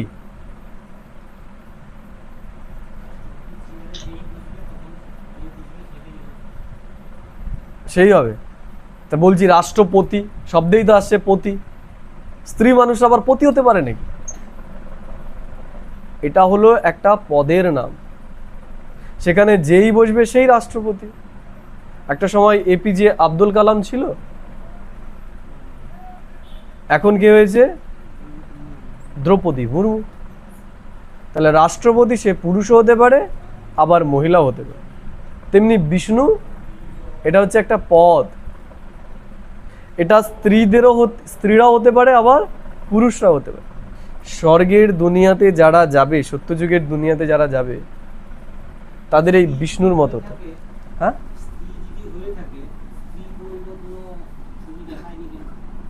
স্ত্রী দেখায়নি কেন? আত্মাকে বলা হয় পুরুষ, আত্মাকে বলা হয় পুরুষ, আর শরীরকে বলা হয় নারী। শরীর হচ্ছে প্রকৃতির অংশ। প্রকৃতিকে আমরা কি বলি? প্রকৃতিকে আমরা কি বলি? মাতা না পিতা? মাতা বলি না পিতা বলি? প্রকৃতিকে মাতা না পিতা? মাতা। কেন মাতা বলি? কেন মাতা বলি? কেন?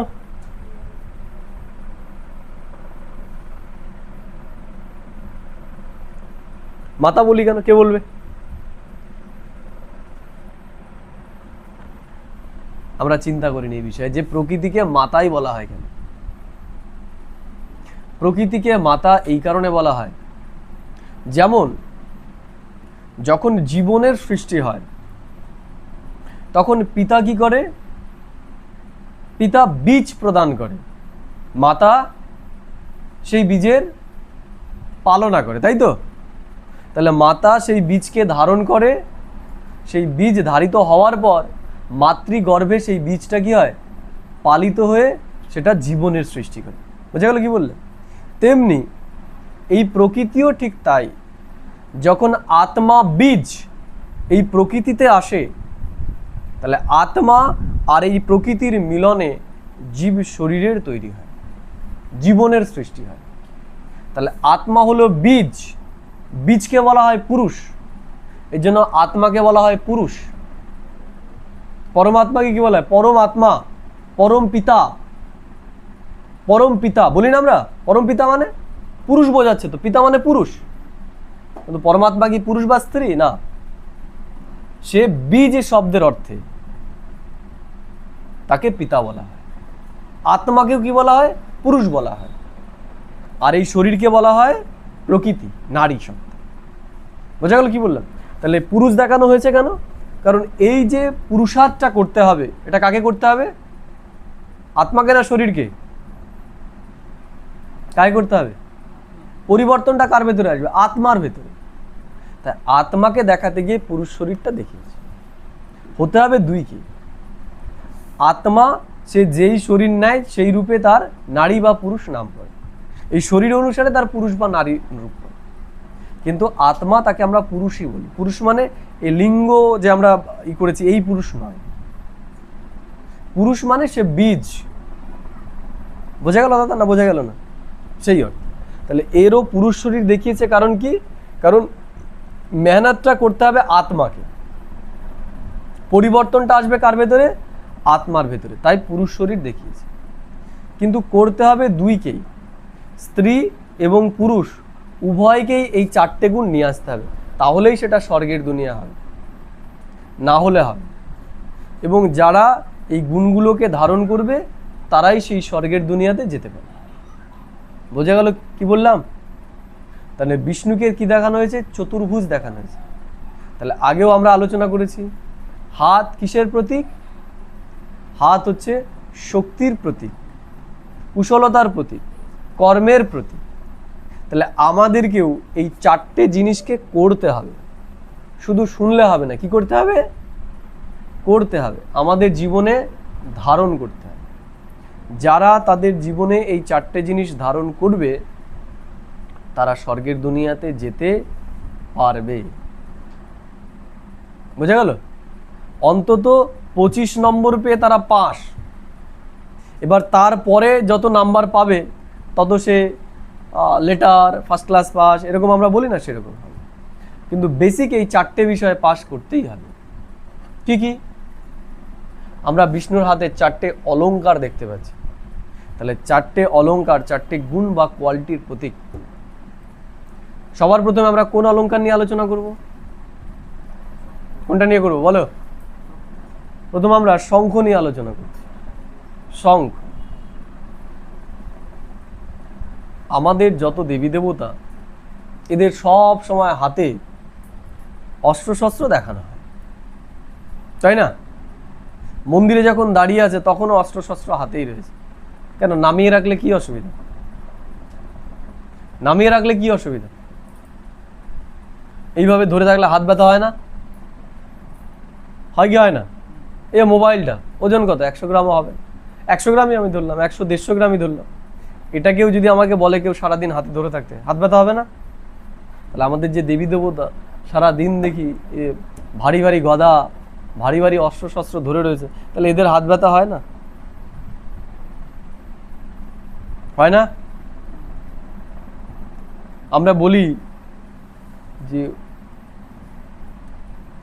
ও হচ্ছে আমার হাতের মুঠোতে, ভাই কাজটা হচ্ছে আমার হাতের মুঠোতে, কোনো ব্যাপার না। সত্যি কি ওই কাজটাকে আমি হাতের মুঠোর মধ্যে রেখেছি? মুঠোর মধ্যে রেখেছি? মুঠোর মধ্যে রেখেছি। আমি কি সব সময় মুঠ করে রাখি সেই জিনিসটাকে? আমি বলি না ও আমার হাতের মুঠোতে। তাহলে এত বড় শরীর আমার হাতের মুঠোর মধ্যে ধরবে নাকি? ধরবে? বলি না অমুক ব্যক্তি, ও তো আমার হাতের মুঠোতে। হাতের মুঠে ধরা সম্ভব? তাহলে বলছি কেন? বলছি কেন? বলছি কেন? হাতের মুঠো মানে ও আমার নিয়ন্ত্রণে, আয়ত্তের মধ্যে, ওকে আমি যখনই বলবো সেটাই বলবো। তাহলে এখানে এদের হাতে অলংকার দেখানো হয়েছে, মানে কি এদের এটা আয়ত্তের মধ্যে রয়েছে, আমাদের আয়ত্তের মধ্যে নেই। ঠিক আছে, দেখি তাহলে। সবার প্রথম হচ্ছে শঙ্খ। শঙ্খ কিসের প্রতীক?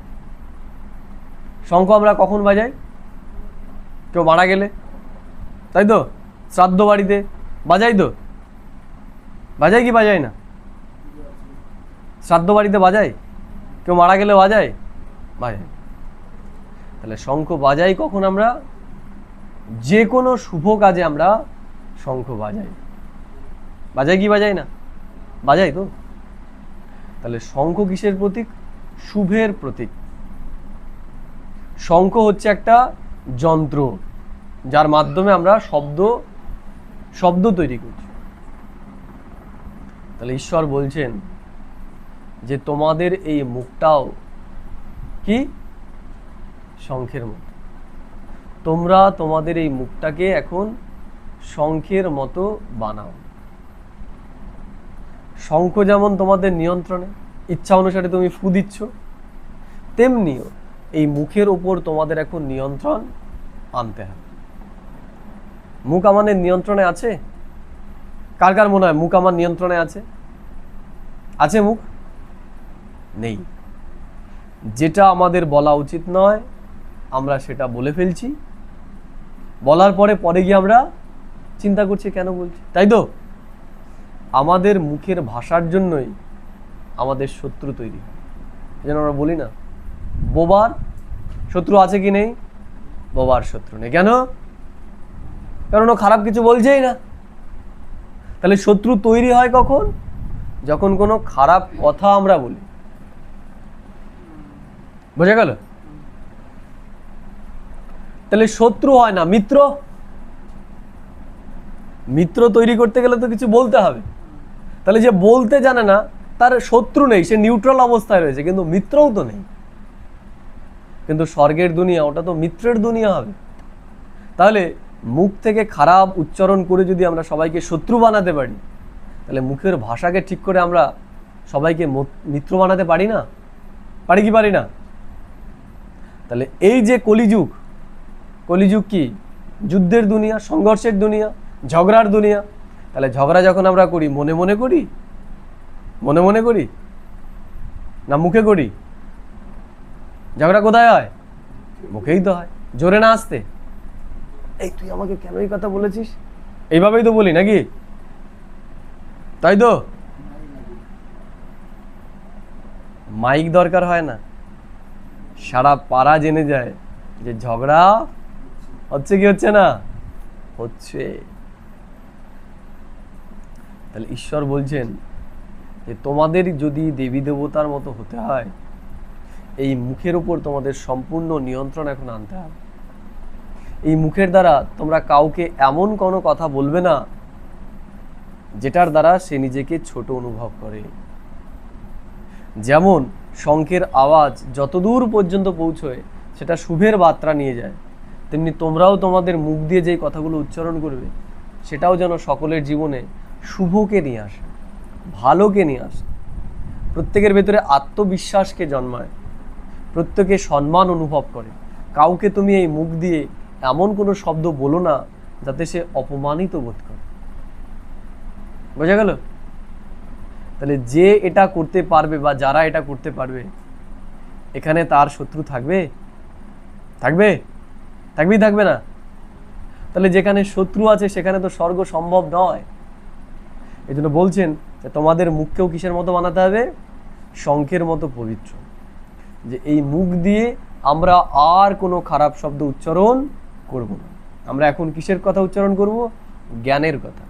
আর আমরা যেই কথাই বলবো ভেবে চিনতে বলবো। এই জন্য ঈশ্বর বলছেন কম বলো, তারপরে ধীরে বলো, আর বলছেন মিঠা বলো। তুমি কম শব্দ বলো, আস্তে বলো, আর মিষ্টি করে বলো। বোঝা গেল কি বললাম? অসুবিধা কারো এই বিষয়ে? নেক্সট হচ্ছে পদ্ম। তোমার পদ্মের উদাহরণ দিচ্ছি। পদ্মই কেন? দেখি আমরা, পদ্ম জন্ম কোথায়? গঙ্গায়? হ্যাঁ, নদীতে হয়? পাকে। পাক মানে বদ্ধ জলাশয়। বদ্ধ জলাশয় মানে আমরা বলি না জ্ঞান গঙ্গা। জ্ঞানকে কি বলি আমরা? জ্ঞান গঙ্গা, যেটা আমাদেরকে পবিত্র বানায়। আমরা কোথায় রয়েছি? আমরা যে যেটা জানি, আমি মনে করি কি এটাই ঠিক, আমি যেটা জানি এটাই ঠিক। তার থেকে আলাদা কোনো কিছু যদি আমরা শুনি, সেখানেই আমরা ঝামেলা শুরু করি। এর জন্য আমরা বলি না কুয়োর ব্যাঙ হয়ে থাকিস না। বলি কি বলি না? কুয়োর ব্যাঙ। আমরা বলি না যে ও হচ্ছে কুয়োর ব্যাঙ, ওর চিন্তা ভাবনা কুয়োর ব্যাঙের মতো। মানে ও ওইটুকুর বাইরে আর চিন্তা করতে পারে না, যেটা জানে সেটাই ঠিক। বোঝা গেল কি বললাম? এই দুনিয়াতেও যে যেটা জানে সে মনে করছে এটাই ঠিক। যারা মুসলিম তারা ভাবছে আমরা যেটা জানি এটাই ঠিক, বাকিরা যেটা জানে ভুল সব। ওরা যাদেরকে মানছে সেগুলো খারাপ সব, আমরা যেটা মানছি সেটা ঠিক। যারা হিন্দু তাদের মধ্যেও এই ওরা ভুল সব, আমরা যেটা বলছি সেটা ঠিক। খ্রিস্টানদের মধ্যেও তাই। কিন্তু সব মিলিয়ে যে একটা হতে পারে এই ভাবনাটা কারণেই, যে আমার তোমার সবার মিলিয়ে ঠিক, শুধু আমারটাই ঠিক না, শুধু আমারটাই ঠিক না, তোমার আমার সবার মিলিয়ে ঠিক, এই বিচারটা কারণেই। হয় তোমার ঠিক না হলে আমার ঠিক, এই বিচারে মানুষ রয়েছে। এটাই হচ্ছে কুয়ো বা ডোবা। আমাদের জীবনে বহমানতা নেই। ওই ডোবার জল যেমন এক জায়গায় বদ্ধ হয়ে যায়, ওখানেই ওইটা পচে পাক তৈরি হয় এবং সেখানেই জন্ম হয় পদ্মের। বোঝা গেল কি বললাম? বর্তমানের সমাজের অবস্থাটাও তাই। যারা ধার্মিক তারা বিচার বিবেচনা করছে না, আমার পূর্বপুরুষরা যেইভাবে করেছে আমি সেইভাবেই করব। ওই দেবতার সামনে গিয়ে ফুলটা ওই এইভাবেই দেখাতে হবে, এইভাবেই দেখাতে হবে। এইভাবে দেখানো যাবে না, কারণ আমার আগে কেউ এইভাবে দেখায়নি। এইটা ছাড়া পুজোটা হবে না, এটা লাগবেই, 5টা ফল লাগবেই। কেন হবে না? 5টা ফলের জায়গায় মানে 5 রকমের বদলে আমি 5টা ফল দিচ্ছি কিন্তু একই রকম দিচ্ছি, হবে কি হবে না? বলছে হবে না। কেন হবে না জানে? বলতে পারবে কেন হবে না? সেটা বলতে পারবে না কেন হবে না, কিন্তু বলছে হবে না, এরকম হয় না, নিয়ম নেই। এটা কি নেই? কি নেই? এটা নিয়ম নেই।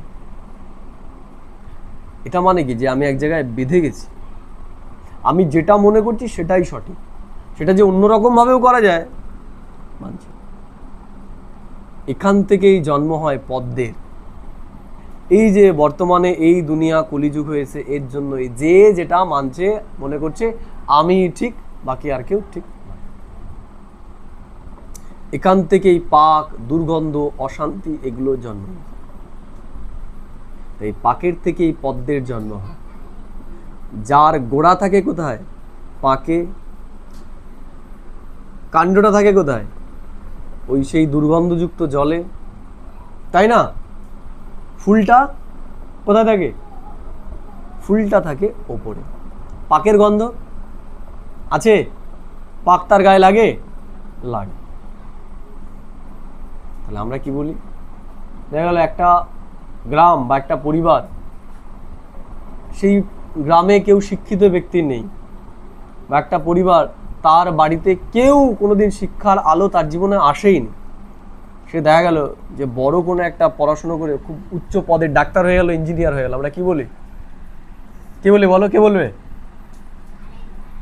কি বলি আমরা? পাকে পদ্ম ফুল ফুটেছে। সত্যি তাই? কি এটা? এটা হলো একটা উপমা বোঝানোর জন্য। তাহলে ওটা যদি উপমা হয়, এটা বাস্তব। এটা বাস্তব। এত বড় একটা শরীর মিনিমাম 50 কিলো তো হবে। একটা 50 কিলোর ব্যক্তি একটা যদি পদ্ম ফুলের ওপর বসে, ওর কি অবস্থা হবে? পদ্ম ফুল আর পদ্ম ফুল থাকবে?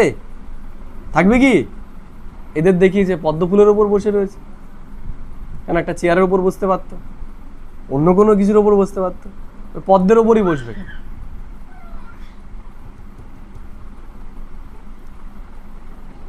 আমরা বলি রাজা কোন আসনে বসে?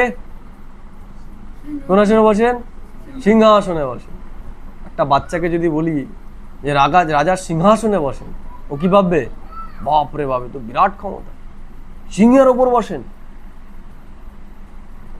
তাহলে রাজা যখন বসছে সিংহাসনে, আমরা সেটাকে বুদ্ধিতে ভেবেছি নামটা সিংহাসন হতে পারে, কিন্তু চেয়ারটা কিসের হবে? হয় কাঠের হবে, নাহলে সোনার হবে, নাহলে লোহার হবে, অন্য কিছুর হবে। সিংহের হবে না, সিংহের ওপর বসবে না। কিন্তু আমরা যখন দুর্গাকে দেখিয়ে দিয়েছি, তখন কোন আসন? তিনি সিংহের ওপরই বসবেন। এগুলোও সব এক একটা প্রতীক। অর্থাৎ এই যে কলিযুগের দুনিয়া, যখন চারিদিকে প্রত্যেকটা মানুষ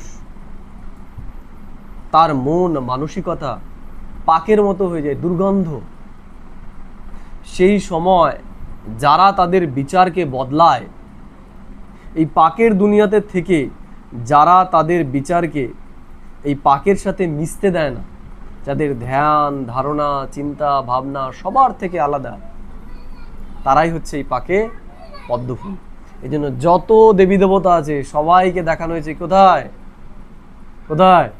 পদ্মফুলের ওপরে। সে দুর্গা থেকে শুরু করে, সরস্বতী থেকে শুরু করে, গণেশ থেকে শুরু করে, তাই না? অন্য কোনো ফুল কিন্তু দেখানো হয়নি। এই কারণে তাহলে এটা হচ্ছে প্রতীক। তাহলে ঈশ্বরও বলছেন এই দুনিয়া পাক হয়ে গেছে, তোমাদের সঙ্গ খারাপ হয়ে গেছে, কিন্তু এই সঙ্গে থেকে তোমরা এদের স্বভাব সংস্কারকে তোমার গায়ে লাগতে দিও না। তাহলে যারা দেবে না তারা কি? তারা পদ্ম ফুলের আসনধারী। বোঝা গেল কি বললাম? যেমন আমাদের দেশের একটা পার্টি কি জানি আমরা, পদ্ম ফুল। তার মানে কি বোঝাতে চেয়েছে তারা? যে আমরা এইরকম পদ্মের মতনই শুদ্ধ। এই যে ধ্যান ধারণা এত রাজনৈতিক দল রয়েছে, এদের থেকে আমাদের ধ্যান ধারণা আলাদা, এটা বোঝানোর জন্যই তো প্রতীক ব্যবহার করেছে। তাহলে প্রতীকের মধ্যে তাদের যে আইডিওলজি সেটা প্রকাশ পায়। কেউ রেখেছে ঘাস ফুল, নাম দিয়েছে কি? তৃণমূল। তার মানে যে আমরা একদম মাটির সাথে জড়িত। মাটির সাথে জড়িত মানে আমরা বড়লোকদের পার্টি নই, আমরা হচ্ছে সাধারণ মানুষের পার্টি। তাহলে সিম্বলটার দ্বারাই তাদের আইডিওলজি বোঝা যায়।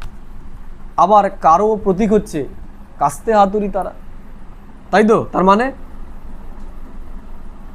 যে আমরা কাস্তে মানে কি? কাস্তে কিসের প্রতীক? কাস্তে কিসের প্রতীক? কাস্তে দিয়ে আমরা কি করি? ফসল কাটি। তাহলে কাস্তে হচ্ছে কৃষকের প্রতীক, হাতুড়ি শ্রমিকের প্রতীক। তাহলে আমরা কৃষক, শ্রমিক এবং তারা মানে কি? তারা কিসের প্রতীক? সুপারস্টার আমরা বলি না, স্টার বলি। তার মানে আলোর প্রতীক হতে পারে, বা আমরা সবার জন্য, যারা ধনী আমরা তাদের জন্য, আমরা সবার জন্য, কৃষক শ্রমিক সবার জন্য আমরা। তাহলে প্রত্যেকের আইডিওলজি বোঝা যায়। আবার কারো প্রতীক ঝাঁটা, তাই না? কারো প্রতীক ঝাঁটা, এর মানে যে আমরা সব নোংরাকে সাফ করতে এসেছি।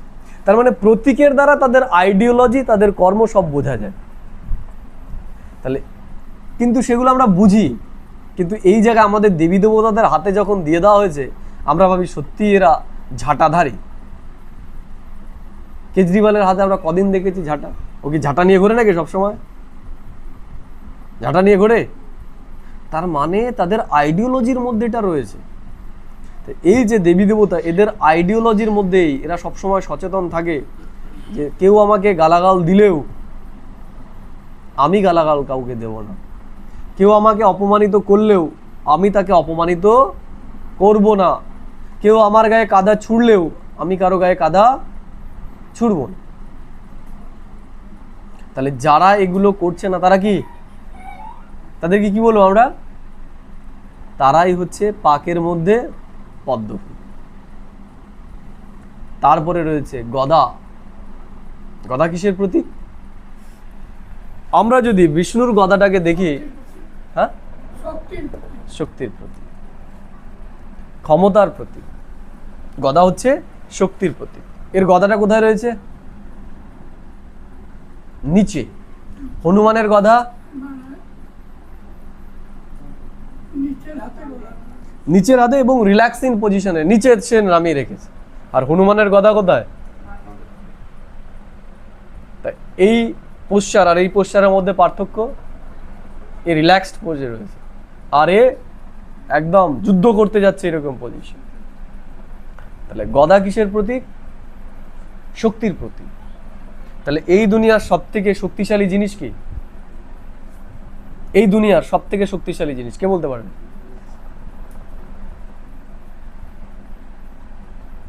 এই দুনিয়ার শক্তিশালী জিনিস, এই দুনিয়ার শক্তিশালী জিনিস হচ্ছে জ্ঞান, নলেজ। আগে আমরা হাতে তাঁত বুনতাম, সারাদিনে একটা শাড়ি।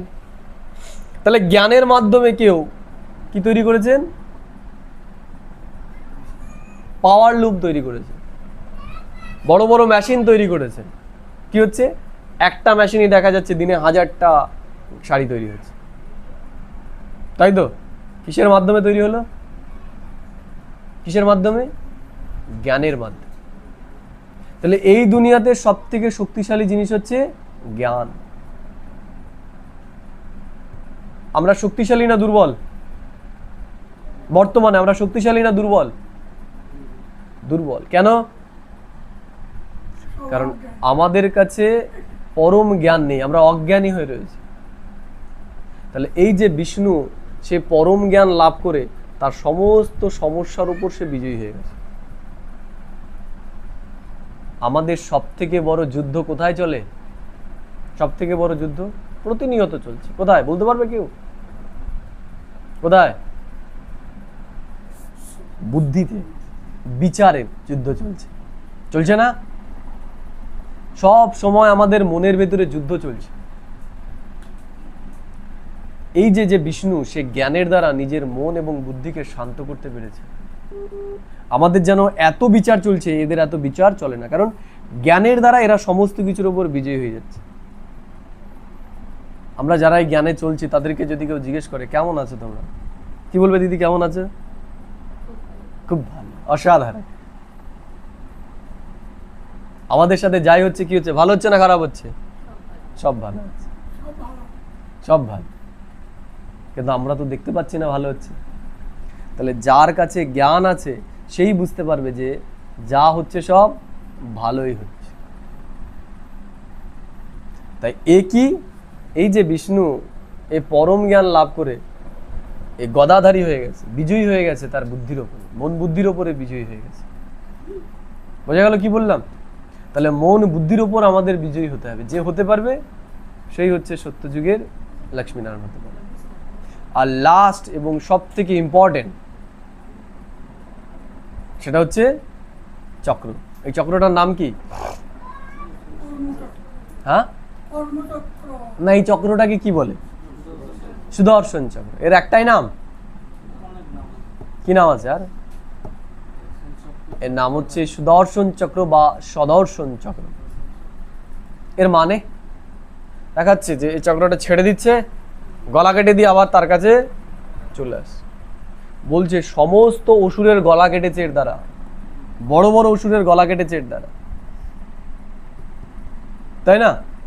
আমরা দেখেছি, কৃষ্ণ দেখিয়েছে না, ওর নাম কি ছিল? শিশুপাল। শিশুপালই তো গলা কেটে দিয়েছিল, শিশুপালেরই তো।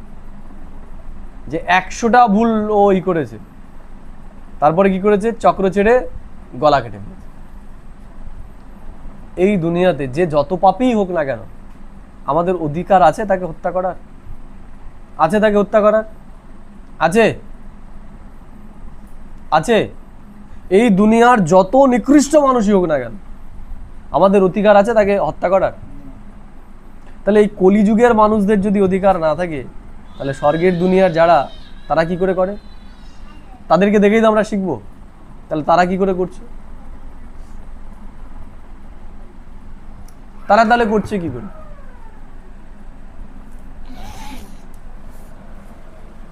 দেখি আমরা এই চক্রটাকে আমরা বলছি সুদর্শন চক্র, তাই তো? সুদর্শন মানে, যদি আমরা সহজ ভাষায় ব্যাখ্যা করি, সুদর্শন, সু মানে কি? কু মানে খারাপ। ঈশ্বর বলছেন তোমরা যদি তোমাদের জীবনটাকে সুন্দর বানাতে চাও, তাহলে সুদর্শন চক্রধারী হও। অর্থাৎ এই যে বিচারটা কি? চক্র না?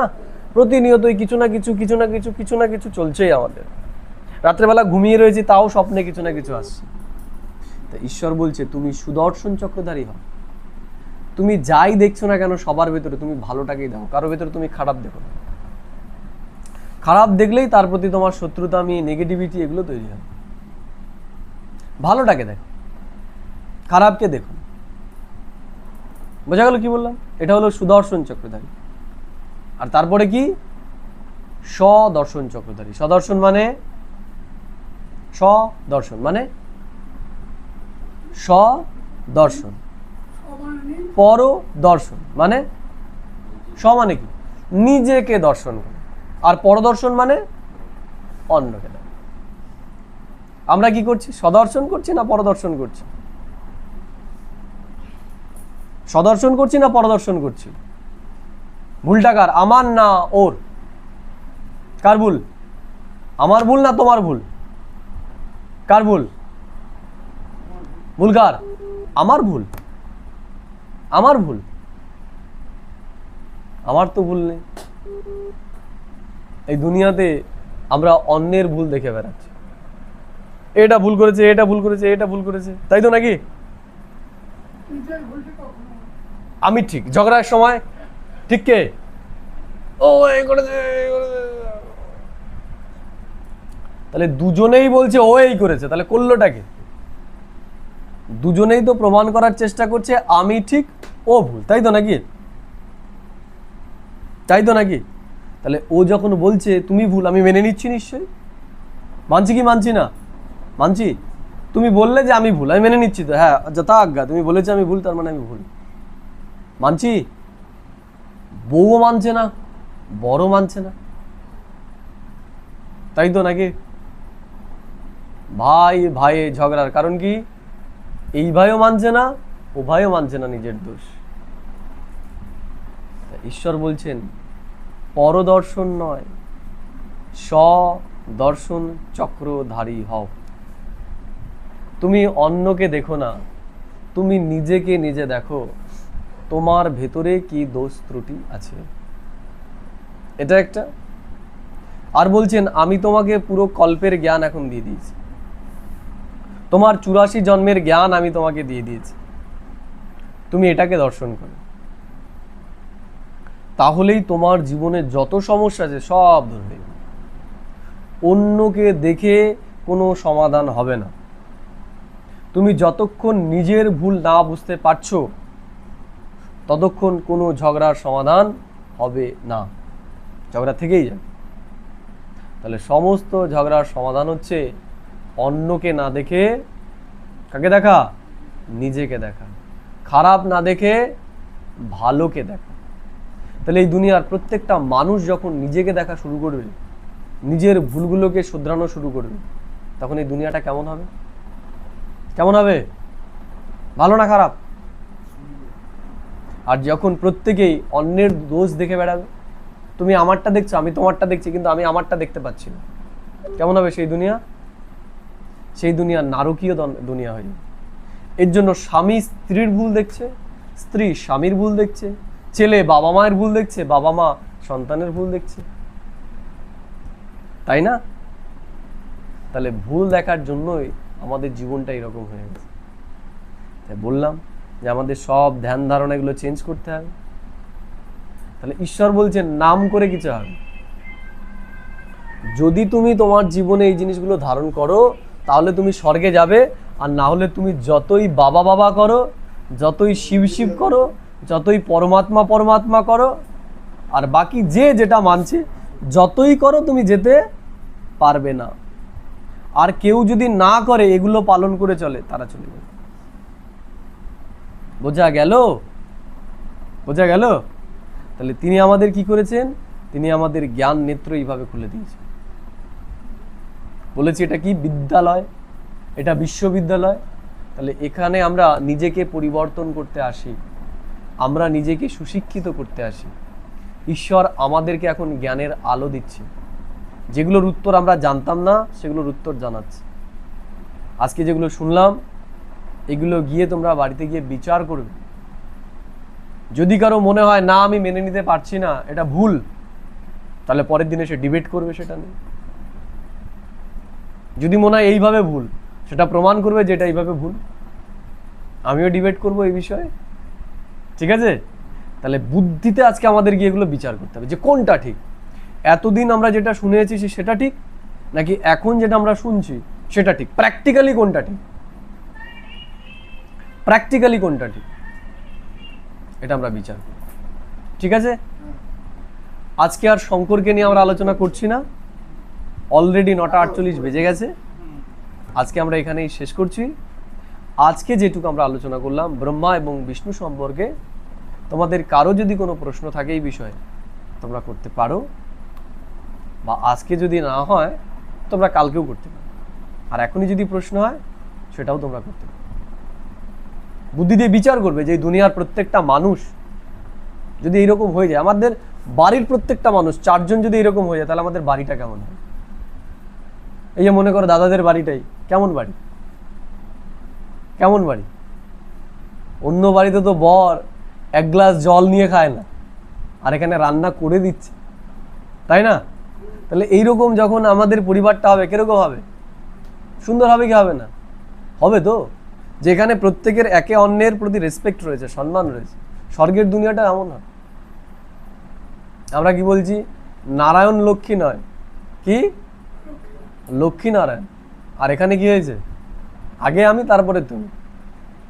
আমি কাজ করছি সেটা কাজ, তুমি যেটা করছো সেটা বাড়িতেই তো রয়েছে। কি কাজ করো সারাদিনে, তাই না? তো একদিন সেগুলো করে দেখো, একদিন সেগুলো করে দেখো সারাদিনে, তাহলেই বুঝতে পারবে কি করে, তাই তো নাকি দিদি? তাই তো? তোমার তো কাজ 8 ঘন্টার বা 12 ঘন্টার, আর তোমাদের কাজ কত সময়ের? কত? ওটা থেকে ঘুমানো। তাহলে স্বর্গের দুনিয়াতে সেখানে আগে কে আসবে? আগে কে আসবে? লক্ষ্মী, তারপর নারায়ণ। অর্থাৎ সেখানে মেয়েদের যথেষ্ট সম্মান করা, আর এখানে অসম্মান করা হচ্ছে। এই জন্য কথা আছে, যেখানে নারীরা পূজ্য, কারাবাস করে, সেখানে কারাবাস করে। শুনেছো এই কথাটা কখনো? যেখানে নারীরা পূজ্য সেখানে দেবতারা বাস করে, আর যেখানে নারীরা লাঞ্ছিত সেখানে কারাবাস করে, কারাবাস করে অসুর। তাহলে এখানে নারীরা পূজ্য না লাঞ্ছিত? পূজ্য না লাঞ্ছিত? পূজ্য না লাঞ্ছিত? দিদি বলো, এখানে পূজ্য না লাঞ্ছিত? পূজ্য না লাঞ্ছিত? এই কি তোমাদের সাথে কি হয় তোমরা সেটা বলতে পারছো না? তোমরা পূজিত না লাঞ্ছিত? এখানে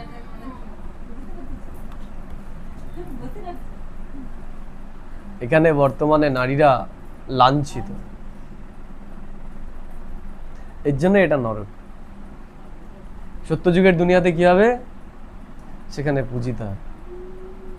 এর জন্য বিশ্বের একমাত্র সংস্থা, বিশ্বের একমাত্র সংস্থা যেখানে প্রধান পদগুলোতে রয়েছে নারীরা, এই প্রজাপিতা ব্রহ্মাকুমারী ঈশ্বরীয় বিশ্ববিদ্যালয়ে সমস্ত মেন পজিশনে রয়েছে নারী। ঈশ্বর মাতৃশক্তির বন্দনা করছে। ঈশ্বর বলছেন আমি জ্ঞানের কলস মায়েদেরকে দিয়েছি। এর জন্য বলা হয় ভারত মা কি জয়, ভারত মা কি জয়, ঠিক না ভুল? শব্দটা যে আমি যে বললাম ভারত মা কি জয়, ঠিক না ভুল? হ্যাঁ, মাতা কি জয়, ভারত মাতাও কি জয়, ভারত মাতাও কি জয়। একজন দুজন নয়, ভারতের মাতাদের জয়গান করা হয়েছে। এর জন্য দেখবে আমাদের সংখ্যা বেশি দেবতাদের না দেবীদের? দেবীদের সংখ্যাই বেশি। ঈশ্বর বলছেন আমি আমার যে এই বিশ্ব পরিবর্তনের কাজ, এই কাজের মুখ্য দায়িত্ব দিই কাদের? মাতাদের, মাতাদের। পুরুষরা পেছনে থাকে, মাতারা সামনে থাকে। বোঝা গেল? এই যে আমরা আজকে জানলাম, এগুলো আমাদের জীবনে ধারণ করতে হবে। বাকি এতদিন আমরা জেনে এসেছি, একটু বাড়িতে চিন্তা করবে গিয়ে যে বাস্তবিক পক্ষে কোনটাতে আমাদের জীবনে পরিবর্তন হবে। আজকে যেগুলো শুনলাম এগুলো 1 মাস করে দেখো, কেউ বাড়িতে 1 মাস করে দেখো, দেখো জীবনটা কেমন হয়। যে জীবনটা মনে আছে যে কোনো রকম চলে যাচ্ছে, এই আছি কোনো রকম, না মরে বেঁচে আছি, 1 বছর করে দেখো যে এই শব্দগুলো আর থাকে কিনা। কাজ যেই কাজ করছো সেই কাজই করবে, টাকা যতটা রোজগার করছে ততটাই হবে, কিন্তু এই কথাগুলোকে জীবনে ধারণ করার সাথে সাথে দেখবে জীবন বদলে যাবে।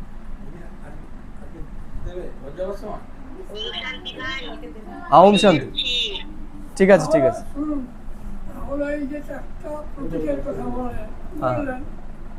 ব্যাখ্যা করলেন। এখন আমি যদি বলি ওই প্রতীকের হচ্ছেই আমাদেরকে বলছে স্বর্গের পথে যেতে শুভ কর্ম করে অশুভকে বিনাশ করে, কথা অশুভকে বিনাশ করে স্বর্গের পথে এইটা এভাবে আমি তো ব্যাখ্যা করতে একদম ঠিক। শুভ কর্ম করো, অশুভ বিনাশ করো, স্বর্গের পথে। কর্ম ছাড়া তো কিছু হয় না, এবং কর্মটাই হচ্ছে এই বিশ্ব ব্রহ্মাণ্ডে। অবশ্যই কর্ম ছাড়া তো কিছু হয় না। কেউ খুব বড় বড় কথা বলছে, কিন্তু আমরা যখন আত্মার দেহ ধরে আসতেছি, সেখানেতে কর্ম করার জন্য এখানে আসার জন্য আসছি। একদম এসে এখানে কর্ম না করে সব অকর্ম করছে। অকর্মের জন্যই তো এই অবস্থা। ঈশ্বর কি বলছেন? আমাদের সুকর্মের কথা বলছে। দেখো, যে মুখে হরিনাম করছে কিন্তু কাজ করছে সে খারাপ, তাই না? মুখে শুধু নাম করলে তো হবে না। এই যে দেখো, যত মানে যারা পাওয়ারফুল রাজনৈতিক ব্যক্তি রয়েছে, বাড়িতে বড় বড় পুজো করছে, কর্মগুলো কেমন করছে? বাঁচাচ্ছে এখন কোন দেব দেবতা এসে বাঁচাচ্ছে? যে যেই কর্ম করেছে সেটা তাকে ভোগ করতেই হচ্ছে। খারাপ করলে খারাপটা পাচ্ছে। বাঁচাচ্ছে কোনো দেবী দেবতা এসে? ঈশ্বর বলছে বাঁচার উপায় একটাই, কর্ম। তুমি যেমন কর্ম করবে তোমার পরিণাম সেই রকমই হবে। কোনো নাম তোমাকে বাঁচাতে পারবে না। তুমি ভেবো না আমি কোনো নাম জপ করেই আমার হয়ে যাবে উদ্ধার, হবে না। কর্মই তোমাকে উদ্ধার করে, কর্মই তোমাকে বাঁধে। সৎ কর্ম আমাদেরকে মুক্ত করে আর দুষ্কর্ম আমাদেরকে বাঁধে। তাহলে ঈশ্বর এসে আমাদের এখন সৎ কর্ম শেখাচ্ছে। প্রথমেই হচ্ছে শ্রীকৃষ্ণ বললেন কি, কর্ম করো, কর্ম করো হে কর্মী মানব, আমি সহায়। তুমি যদি সুকর্ম করে সবসময় করো, সুকর্ম করার পথে যাও, আমি সহায়। কর্ম করো, কর্ম করো হে কর্মী মানব। তাহলে আমাদের কর্মটাকে এখন শ্রেষ্ঠ বানাতে হবে। তাহলে আজকের আলোচনা আমাদের এখানেই সমাপ্তি দিলাম। এর পরের দিন আমরা আমাদের নেক্সট বিষয় নিয়ে আলোচনা করব। তোমরা বাড়িতে গিয়ে অবশ্যই এই বিষয়গুলো নিয়ে বিচার করবে। কারো যদি মনে হয় না আমি এটা মানতে পারছি না, এটার অর্থ এই রকম হতে পারে, এটা যুক্তিযুক্ত, তাহলে অবশ্যই সেটা বলবে, আমরা সেটা নিয়েও আলোচনা করব। কারণ আমরা এখানে তর্ক করব না, আমরা এখানে করি। আলোচনা করি, যেটা বেটার হবে আমরা সেটাই মেনে নেব। ঠিক আছে, ওম শান্তি সকলকে। তাহলে ইমন ভাই, তাহলে একটা গান চালাও।